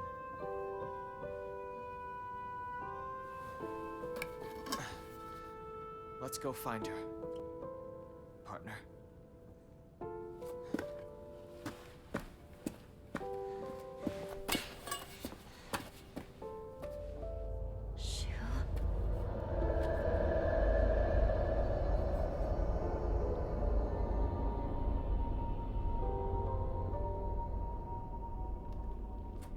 What's wrong? Keep up, or I'll leave you behind. Jeez, okay, dick. Yeah, let's go find Rinko. Grabs iron pipe. All right. I need to focus. Need to find Rinko. I do think it's really fun that Hinako's, like, iconic weapon I'm sorry. is a length of fucking pipe. It's so good.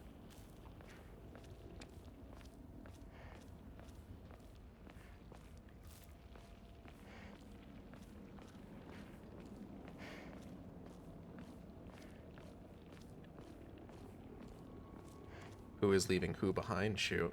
There you go.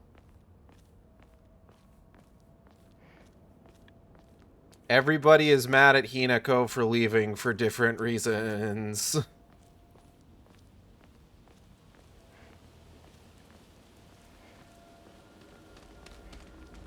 Oh.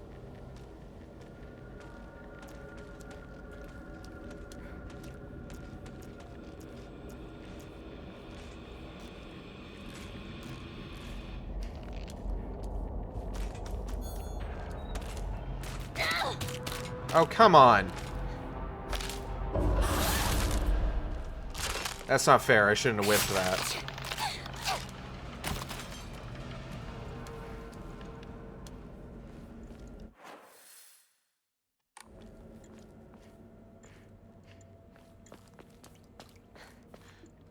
Wamune. Delicious Wamune. Glug glug. Glug glug glug glug glug glug glug. I should rewatch the Super Mario Brothers movie. The good one from 1993.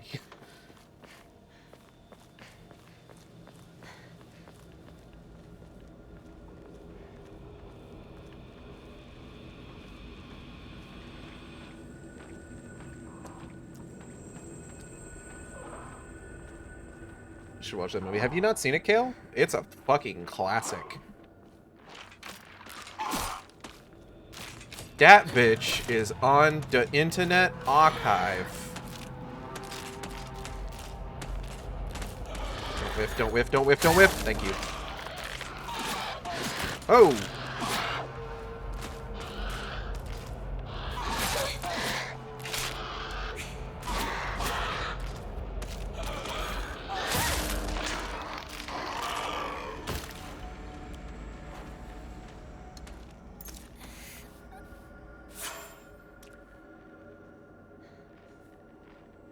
Watched it shortly after it came out, but my ADHD ass did not get it. The 1993 one?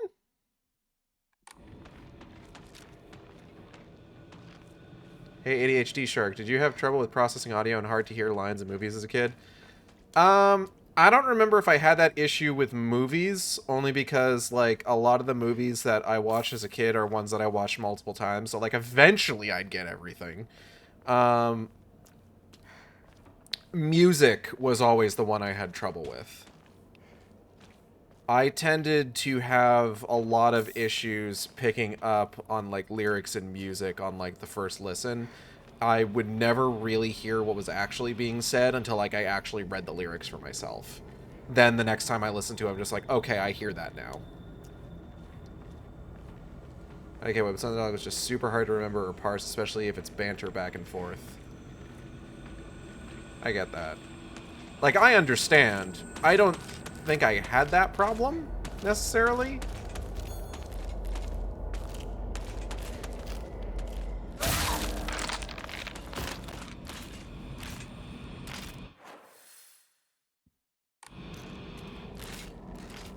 But, like, I get it, you know?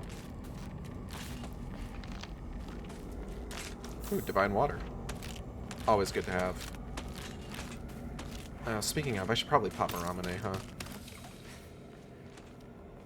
Sanity running low. I do have one bottle of Ramune left.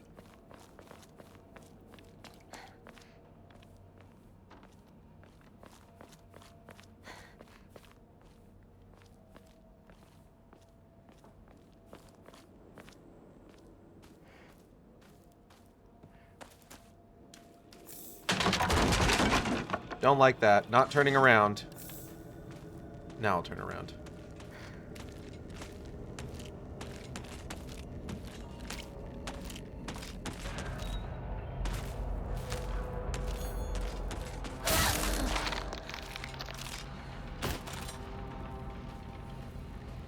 I remember I didn't even realize that there was a live-action Super Mario Brothers movie until, like, I think...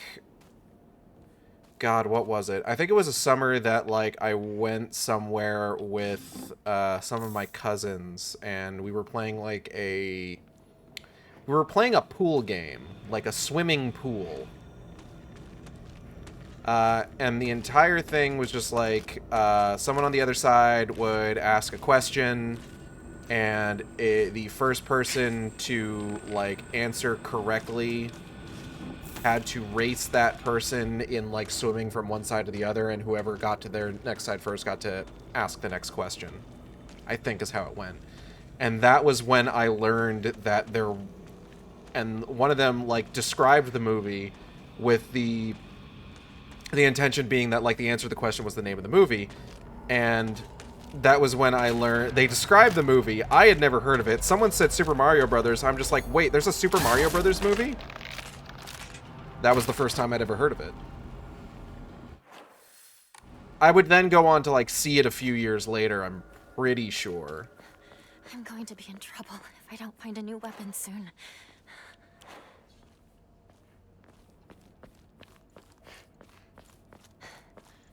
And now, of course, it's like a classic to me.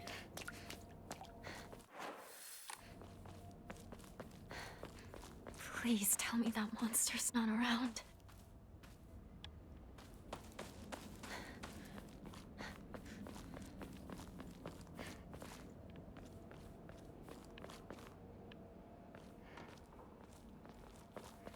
Civ 11 recently put out a new video about... because it's Halloween. He made 2 videos this month that both focus on, like, horror media. The first one was the video game sequel to The Thing, which I need to stream sometime. I've got it. And then the second one was a video about the I Have No Mouth and I Must Scream adventure game.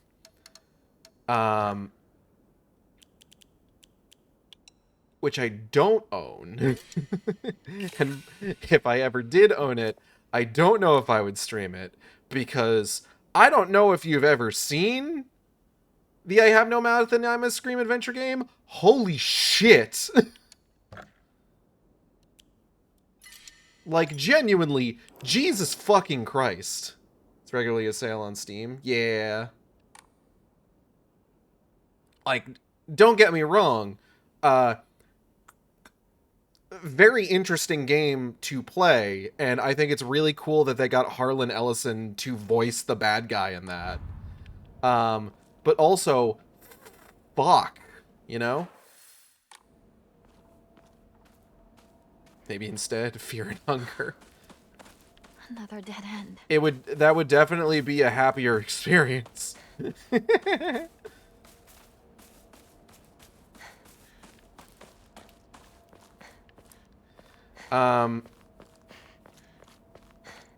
But he mentions about how, like, back in the 90s, you could make, like, a point-and-click adventure game out of fucking anything. Like, they were just doing whatever. And I mean, like, that is true. And I was thinking about that in terms of, like, cartoons in, like, the 80s and 90s. They would just make you let you make a cartoon out of fucking anything. Which is Reagan's fault, to be fair. And I don't know if that's, like... So prior to Reagan, there were specific laws about how you could advertise to children. And one of the things that he changed in repealing a lot of those laws was that it allowed companies to essentially make cartoons that were basically 25-minute toy ads. So that's how you got, like, your He-Mans, your Transformers, etc., etc., etc. Impossible to say if this was good or not. Because, I mean, yes, it is devious and exploitative. we did get Transformers 1 out of it. So, I mean, impossible to say if it's bad or not.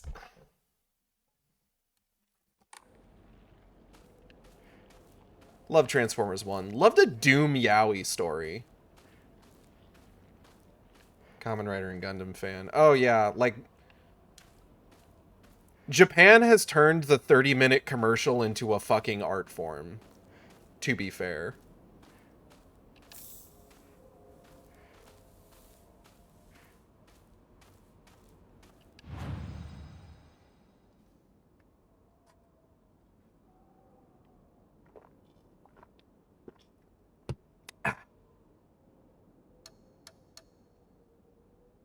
It works. The Gunpla advertisements work. At least Gunpla's cheap. Oh man, I'm really excited. There is a specific G-Quax Gunpla. I haven't seen G-Quax yet, but there's a specific G-Quax Gunpla that is coming out on my birthday. And it's the one that has like the color scheme of Ava Unit 1. And I'm just like, that looks so fucking cool. I'm gonna pre-order it so I get it on my birthday. Holy shit, my birthday is only like a month away. That's wild to think about.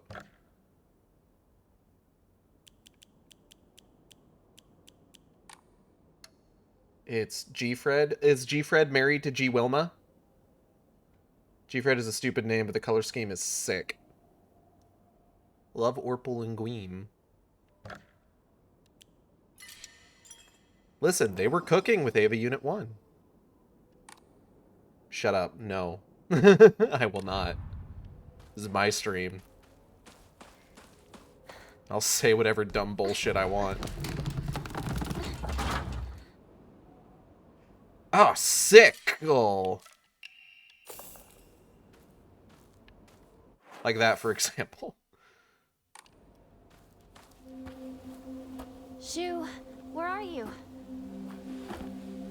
What is it, partner? Everything that's happening to us.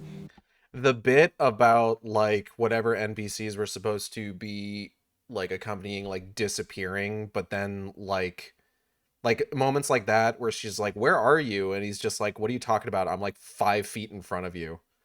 It's nice. I actually like it. It's a very sort of, like, subtly unsettling detail. Do you think it could be some dream we're having? Because we just want to keep playing Space Wars together? Funnily enough, probably. We could pinch each other to find out. No. I can pinch myself. Thank you very much.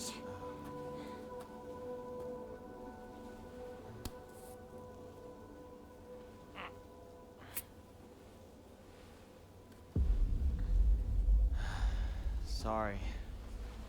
Seems it's not a dream after all. Foreshadowing is a narrative device.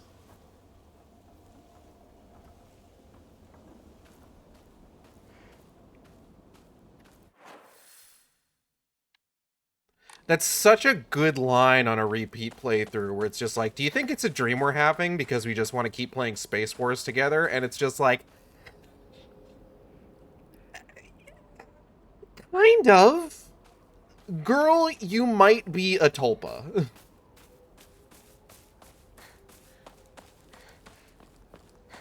Jeff Foxworthy, you might be a redneck voice. You might be a tulpa if...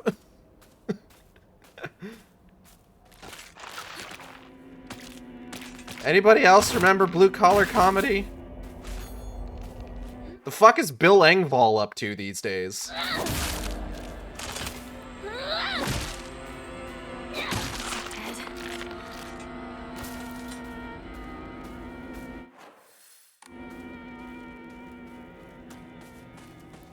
Well, I've never heard of this. Please explain. Well, you see, there was a particular kind of comedy tour based on comedians from the southern U.S.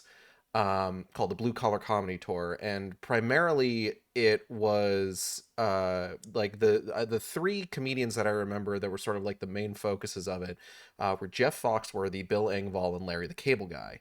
I think there was like a fourth guy whose name I don't remember offhand.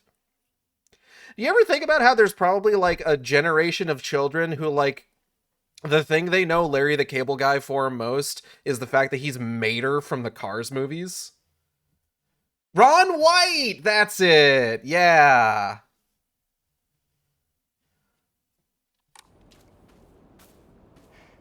I remember Ron White. I remember him having like a really good bit where he's just like, I feel like every guy is at least a little bit gay, and he's talking about this like conversation he had with a friend of his, um,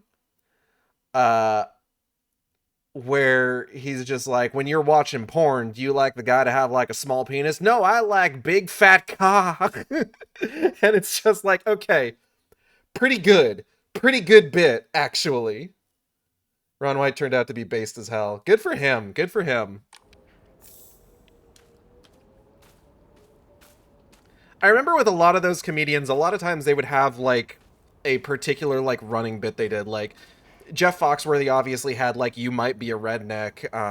Bill Engvall had Here's Your Sign. Larry the Cable Guy, Get Her Done. All that jazz. Ron White was genuinely the funniest out of all of them because he didn't have any bits or gimmicks. Yeah.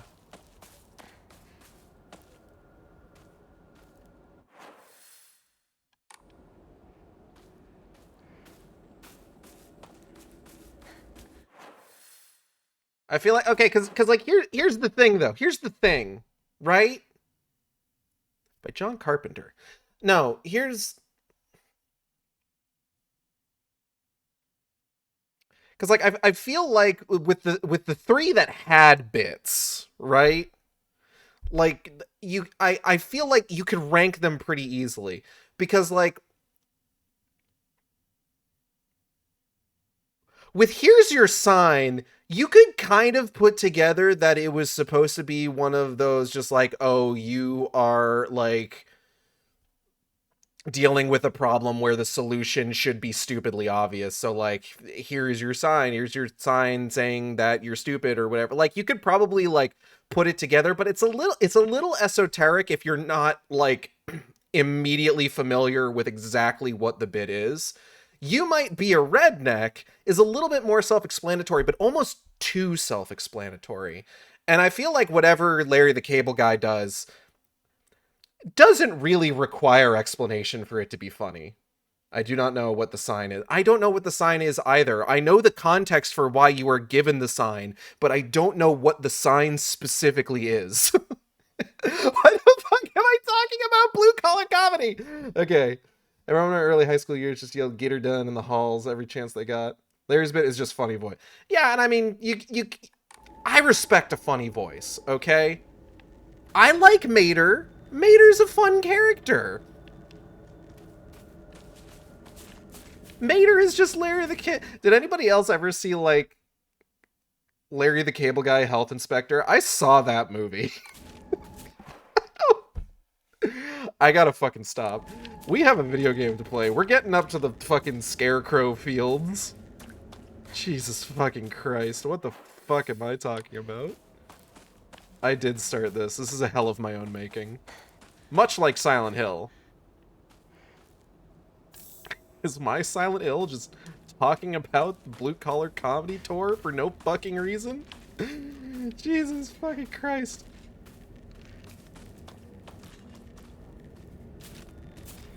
The Southern energy has blended to Gage's soul. I've been living in Texas too goddamn long.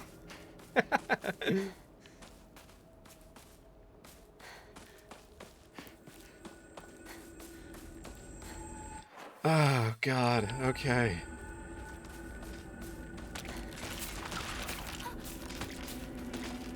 Living in Texas too goddamn long, aka any amount of time. No. That's not fair.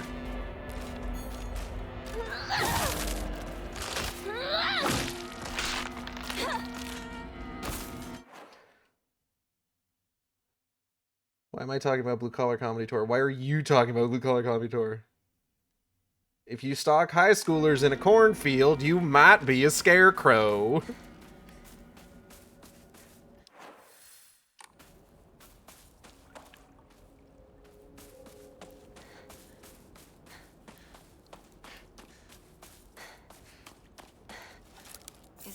Okay, on a similar note, Are You Smarter Than a Fifth Grader was bullshit, right? I didn't even learn half that shit when I was a fifth grader. Right? Am I crazy? That show was bullshit, right? Those were like, did these fucking kids go to like some goddamn like Mensa school or some shit? What is this? Shut the fuck up.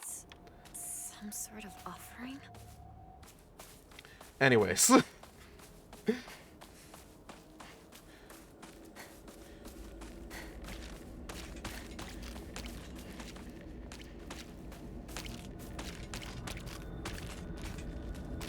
Shut the fuck up, show that's been off the air for a decade. Has it really?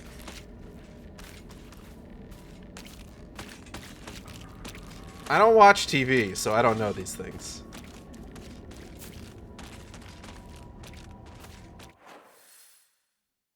All I know about like TV shows that I used to watch is that America's Funniest Home Videos is just a Fail Army clone now.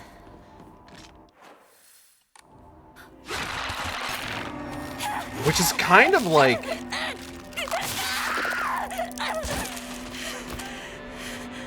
It's kind of tragic, right?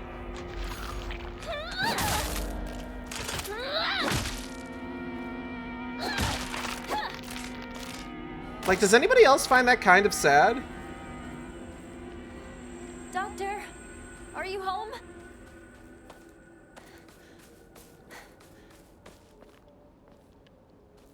Could be worse. Could be Tosh.0. Tosh.0? Whatever. Snort.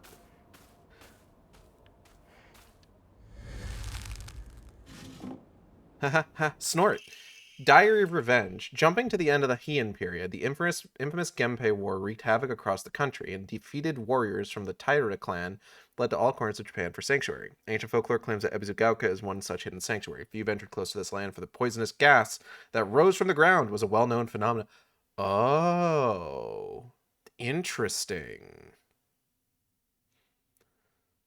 This made it the perfect hiding place for those shamed warriors, though this did not come without its own inherent problems, as there are numerous records regarding Ebizugaoka's residents suffering from the water dragon's poison. It's only natural, then, that they would turn to idolization as a device to quell the dragon's anger.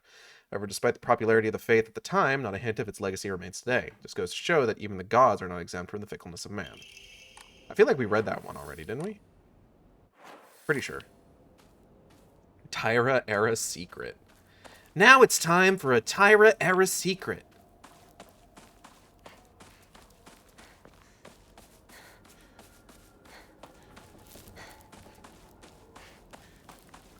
I don't know. It's just,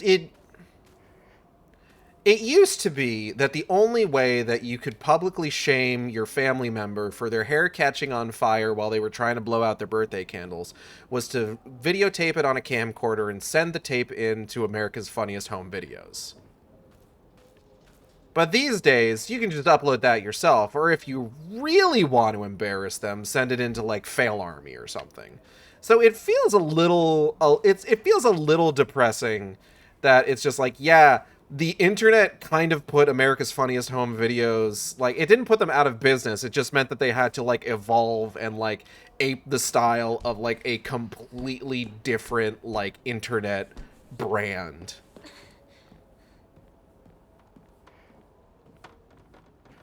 Like, in order for them to, like, continue to exist in any way. I like the last line of the note. Even the gods are not immune to the fickleness of man. Yeah, it's good shit.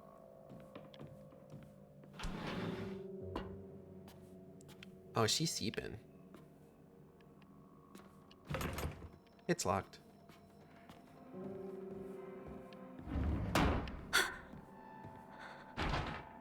Doctor. Damn. Is that you?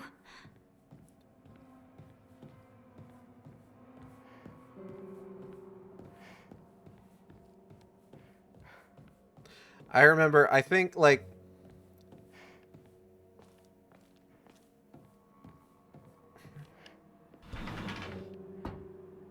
I'm not really one to, like, I like watching fail videos as much as the next guy, but, like, I definitely get bored of them pretty quickly, you know? Like, at a certain point, I can only I can only watch so many videos of somebody trying to cut down, do like a controlled like cutting down of a tree only for it to fall over on top of their shed, or like, you know, it maybe gets a little old after like the 20th video of somebody forgetting to put their car in park and then watching it roll halfway down the driveway before they realize that they did so. There's a point where it becomes mean. Mean is different. There are definitely ones where it's mean.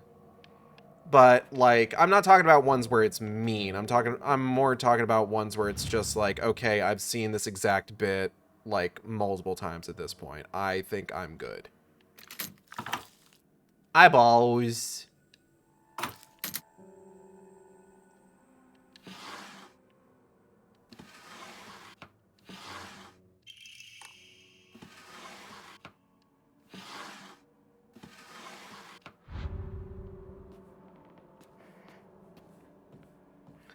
But I will say, there was one video that I remember seeing where it was like this pair of kids, and like, I don't remember like the specific context or exactly what happened, but like one of them did like some dumb shit and it like blew up in their face and everything.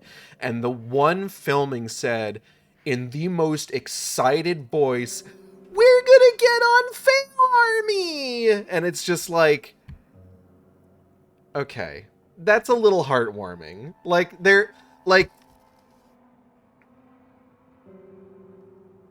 It's this idea that just, like, yeah, they fucked up, they didn't succeed at what they were trying to do, but even in not succeeding,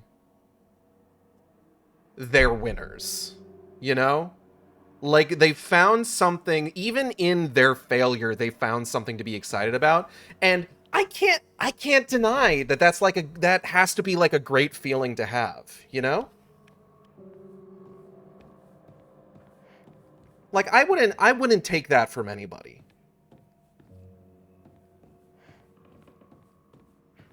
If you can find something to be excited about even in failure, like that's a beautiful thing.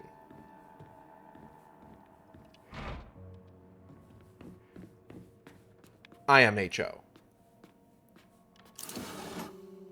Dried carcass.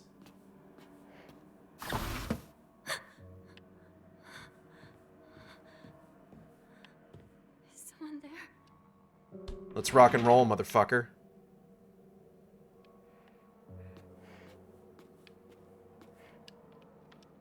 Claw marks? No, Karl marks. Okay, hold on. Drop the chocolate.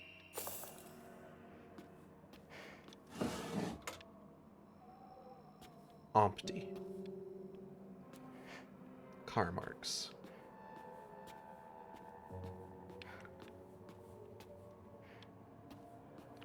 All that being said, I'm usually a little bit more into unusual memes compilations, which I feel like for a while was just like pulling content from like the perfectly cut videos Twitter.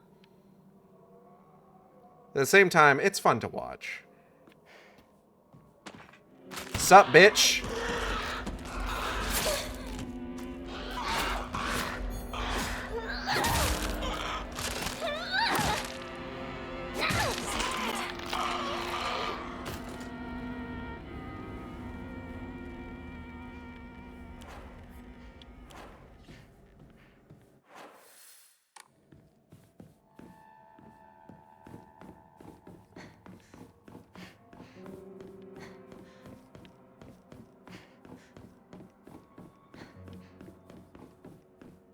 Did I see someone over here? No, I didn't.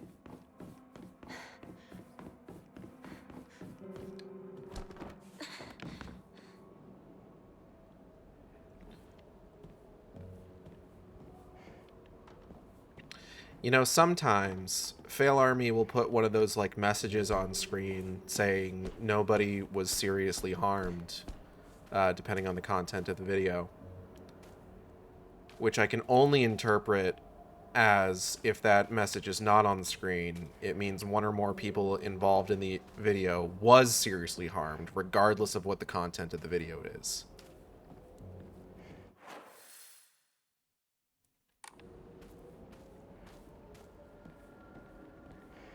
Someone dropped a cake on the ground. That person broke their arm.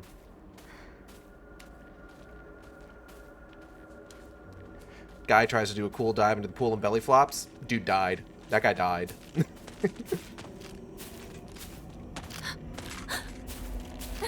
Go away.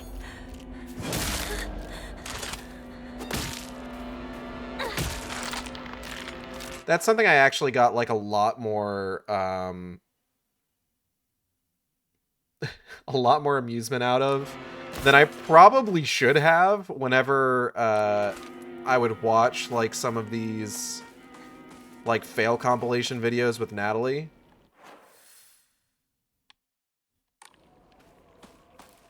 Like it would be like some like completely innocuous thing, and then just like I would see someone like eat shit on like a ski slope. I'm just like, that guy died.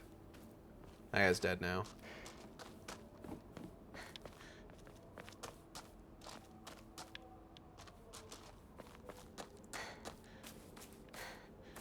Like, that gave me a lot more amusement than it probably should have.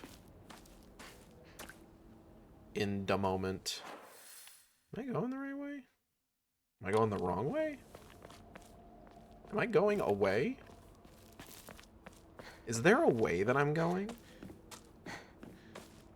Oh, hello. Arare.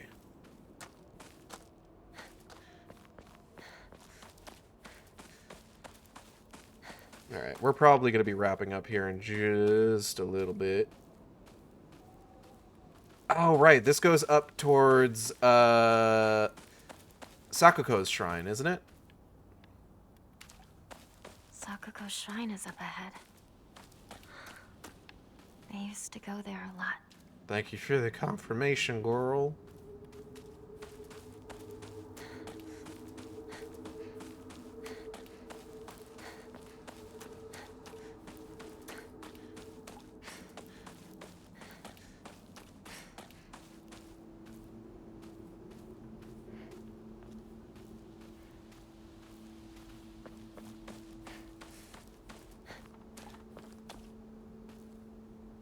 What the?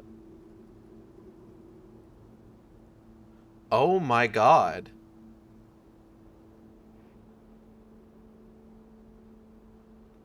That's the boss fight, Sakuko. I don't think I ever... Oh!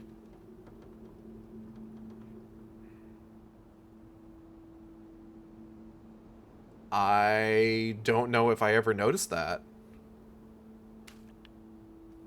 Interesting. Very interesting. Antique comb. I will drop the Higashi for this.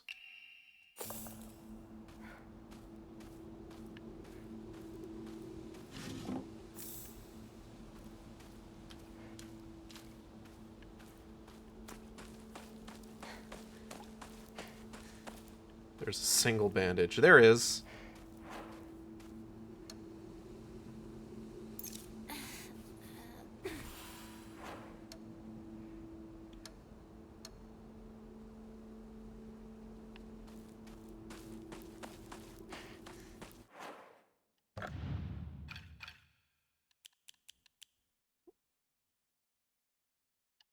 Should probably get this off my fucking auto select.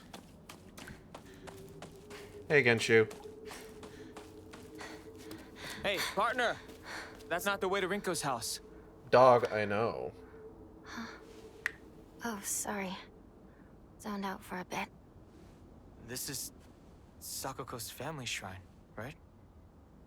Yeah. Don't think too much about it. Let's hurry up and find Rinko. Right. Let's go.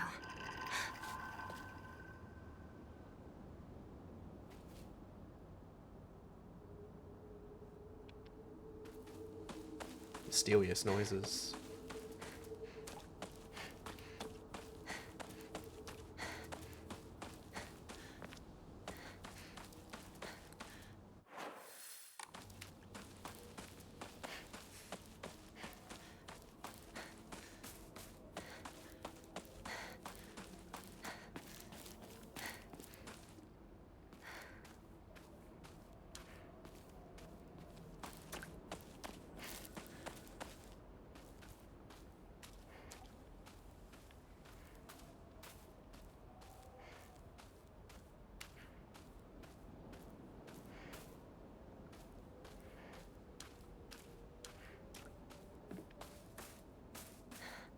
Oh.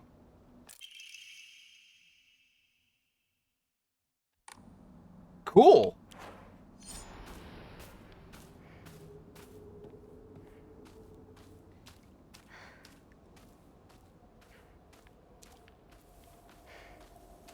It makes sense we wouldn't get it with the first one because we wouldn't be like using weapons yet.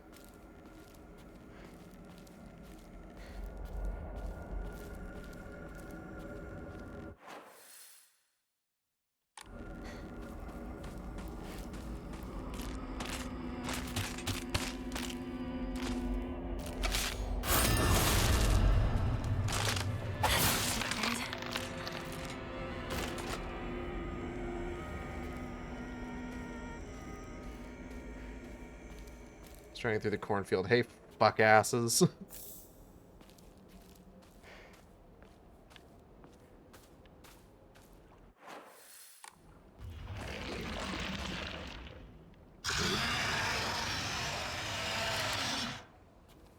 What was that?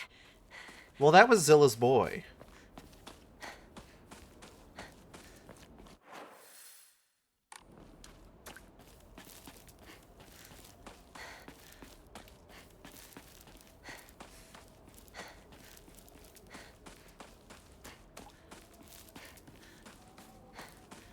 So the plan is that we're not going to purify the sword on this run. So it will remain super cursed.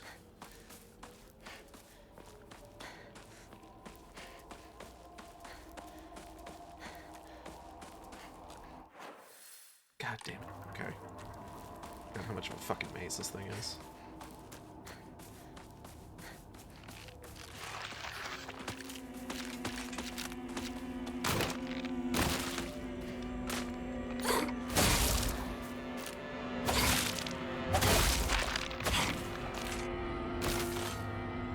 The animations are interesting. I had forgotten how much it looks like the sword is leading you versus you swinging it.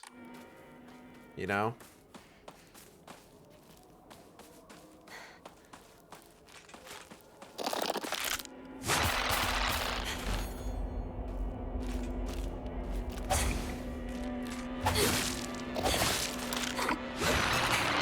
Man, come on.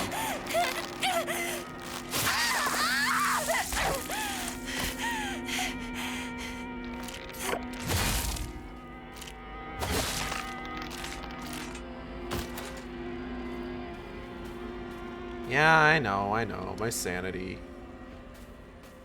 Oh, the sanity. I haven't even, like, listened to that song. I didn't even watch Arcane. I don't even like League of Legends. Which I think puts me on the same level as most, like, average Arcane viewers. School paper cutout. The legend of Ebisugaoka's monster, Ayakakashi. Long ago, there was a sighting of a scarecrow monster known as Ayakakashi here in Ebisugaoka. Oh. It appeared one sweltering summer day deep within the crop fields, dancing a most peculiar of dances, like a ripple of hot air. People warned not to let one's gaze settle for too long upon its bizarre figure, or try and get close to the Ayakakashi, for it will chase any who do to the ends of the earth before taking their life. We've got a name. The Ayakakashi. I don't even know if that's a mechanic for these guys. I kind of hope I hit a save point before I have to do that whole sequence. It'd be nice.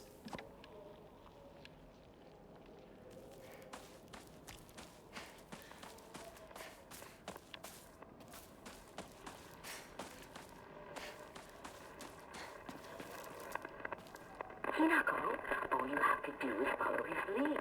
That's all. It will be okay. All a woman has to do is follow her man.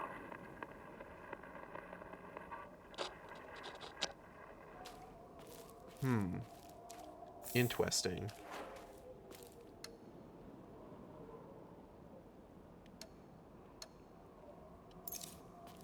Gulp.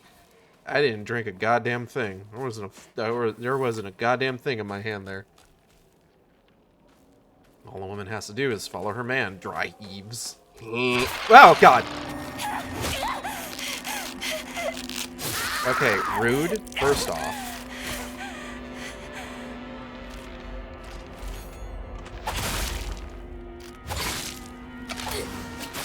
Ow, ow. Ow.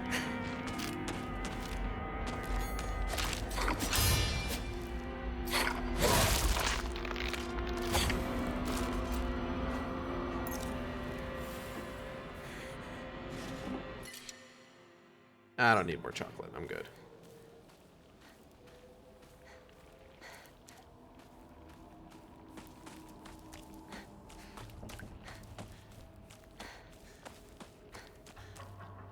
Wait, do we face Guttershy first? I clearly forget the entire, like, progression of this particular part of the game. Hinako! Don't go anywhere near that weird stuff. It might be poisonous. Go around to the garden on the right. This way. Got it. Alright.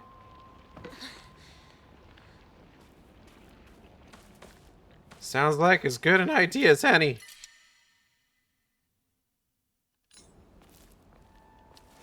I hope I find, like, a fucking save point at some point, because, I need a key.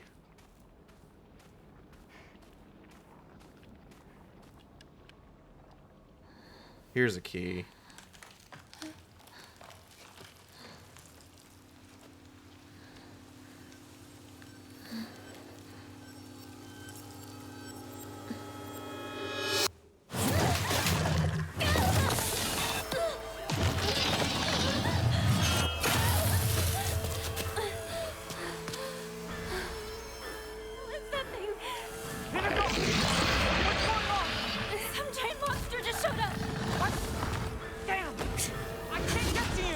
I can get a mug with you on it.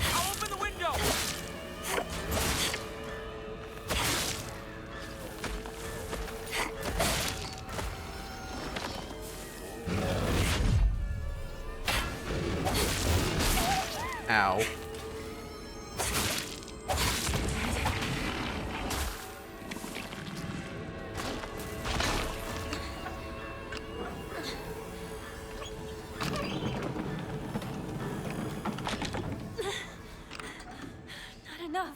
Need to keep turning it. Girl, then turn it.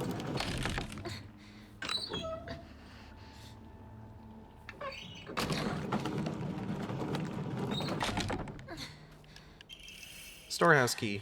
All right. Wait, where'd he go? Wait, is he dead?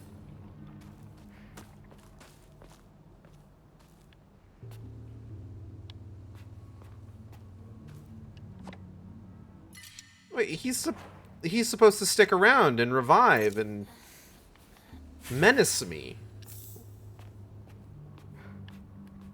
Do monsters that would normally not stay dead with the sword? Interesting.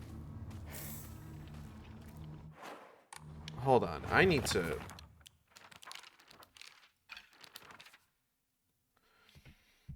Ancient sword that harbors a malevolent energy deep within its steel chest. When you cannot use this sacred sword focus attack, your gauge will remain untouched if you attack while focusing.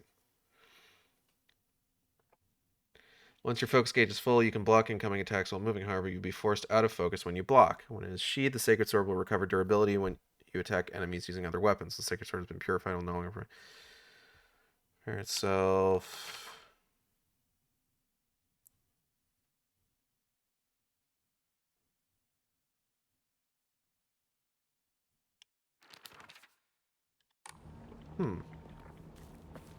Nothing about it consuming the souls of things. Odd.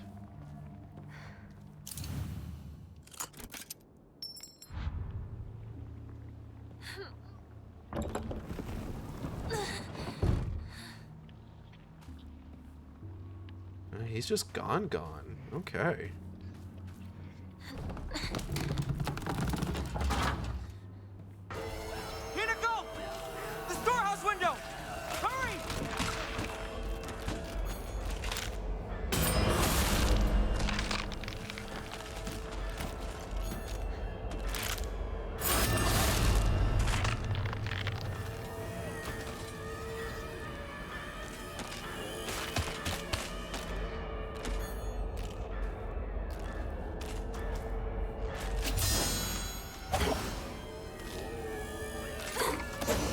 Damn it.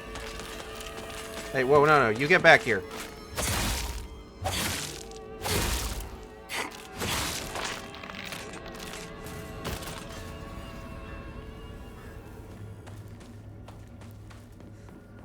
We're good, Shu, don't worry.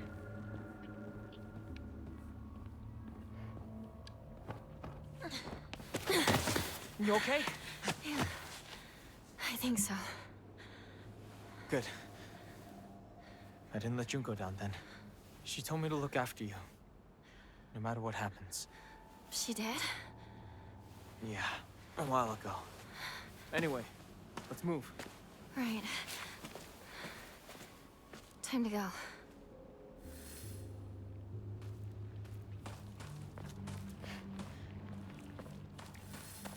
Nope.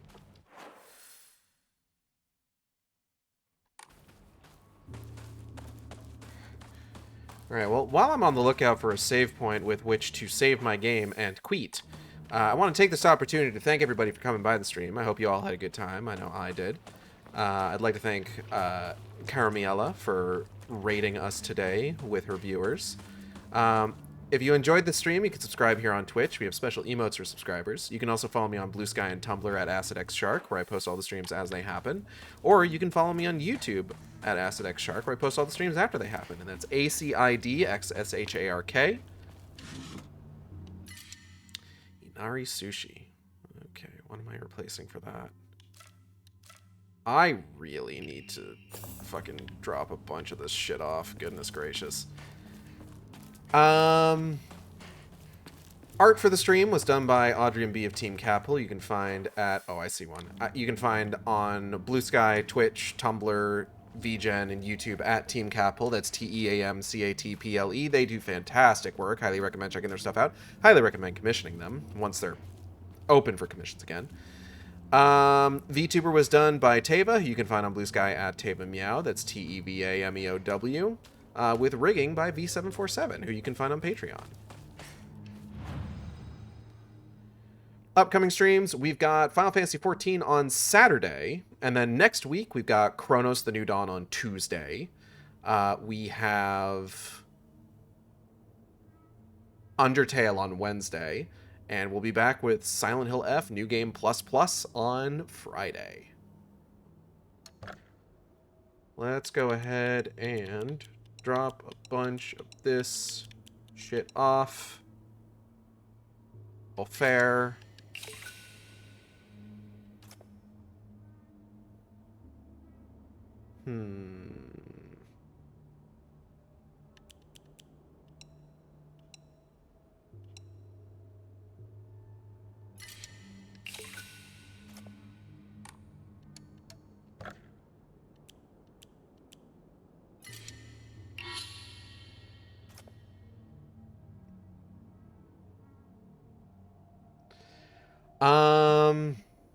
Oh, what else? Is that everything? I need to find out who we're rating. That's a thing. That's a thing. What the Sigma? Who's streaming right now?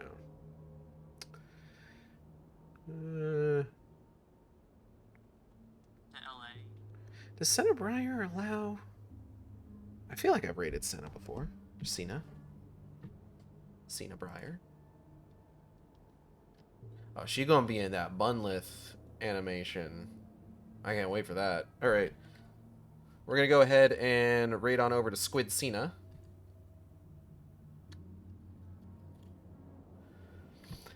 I'll talk more about the Bunlith anime when we get to 14. We don't have time now. But yeah.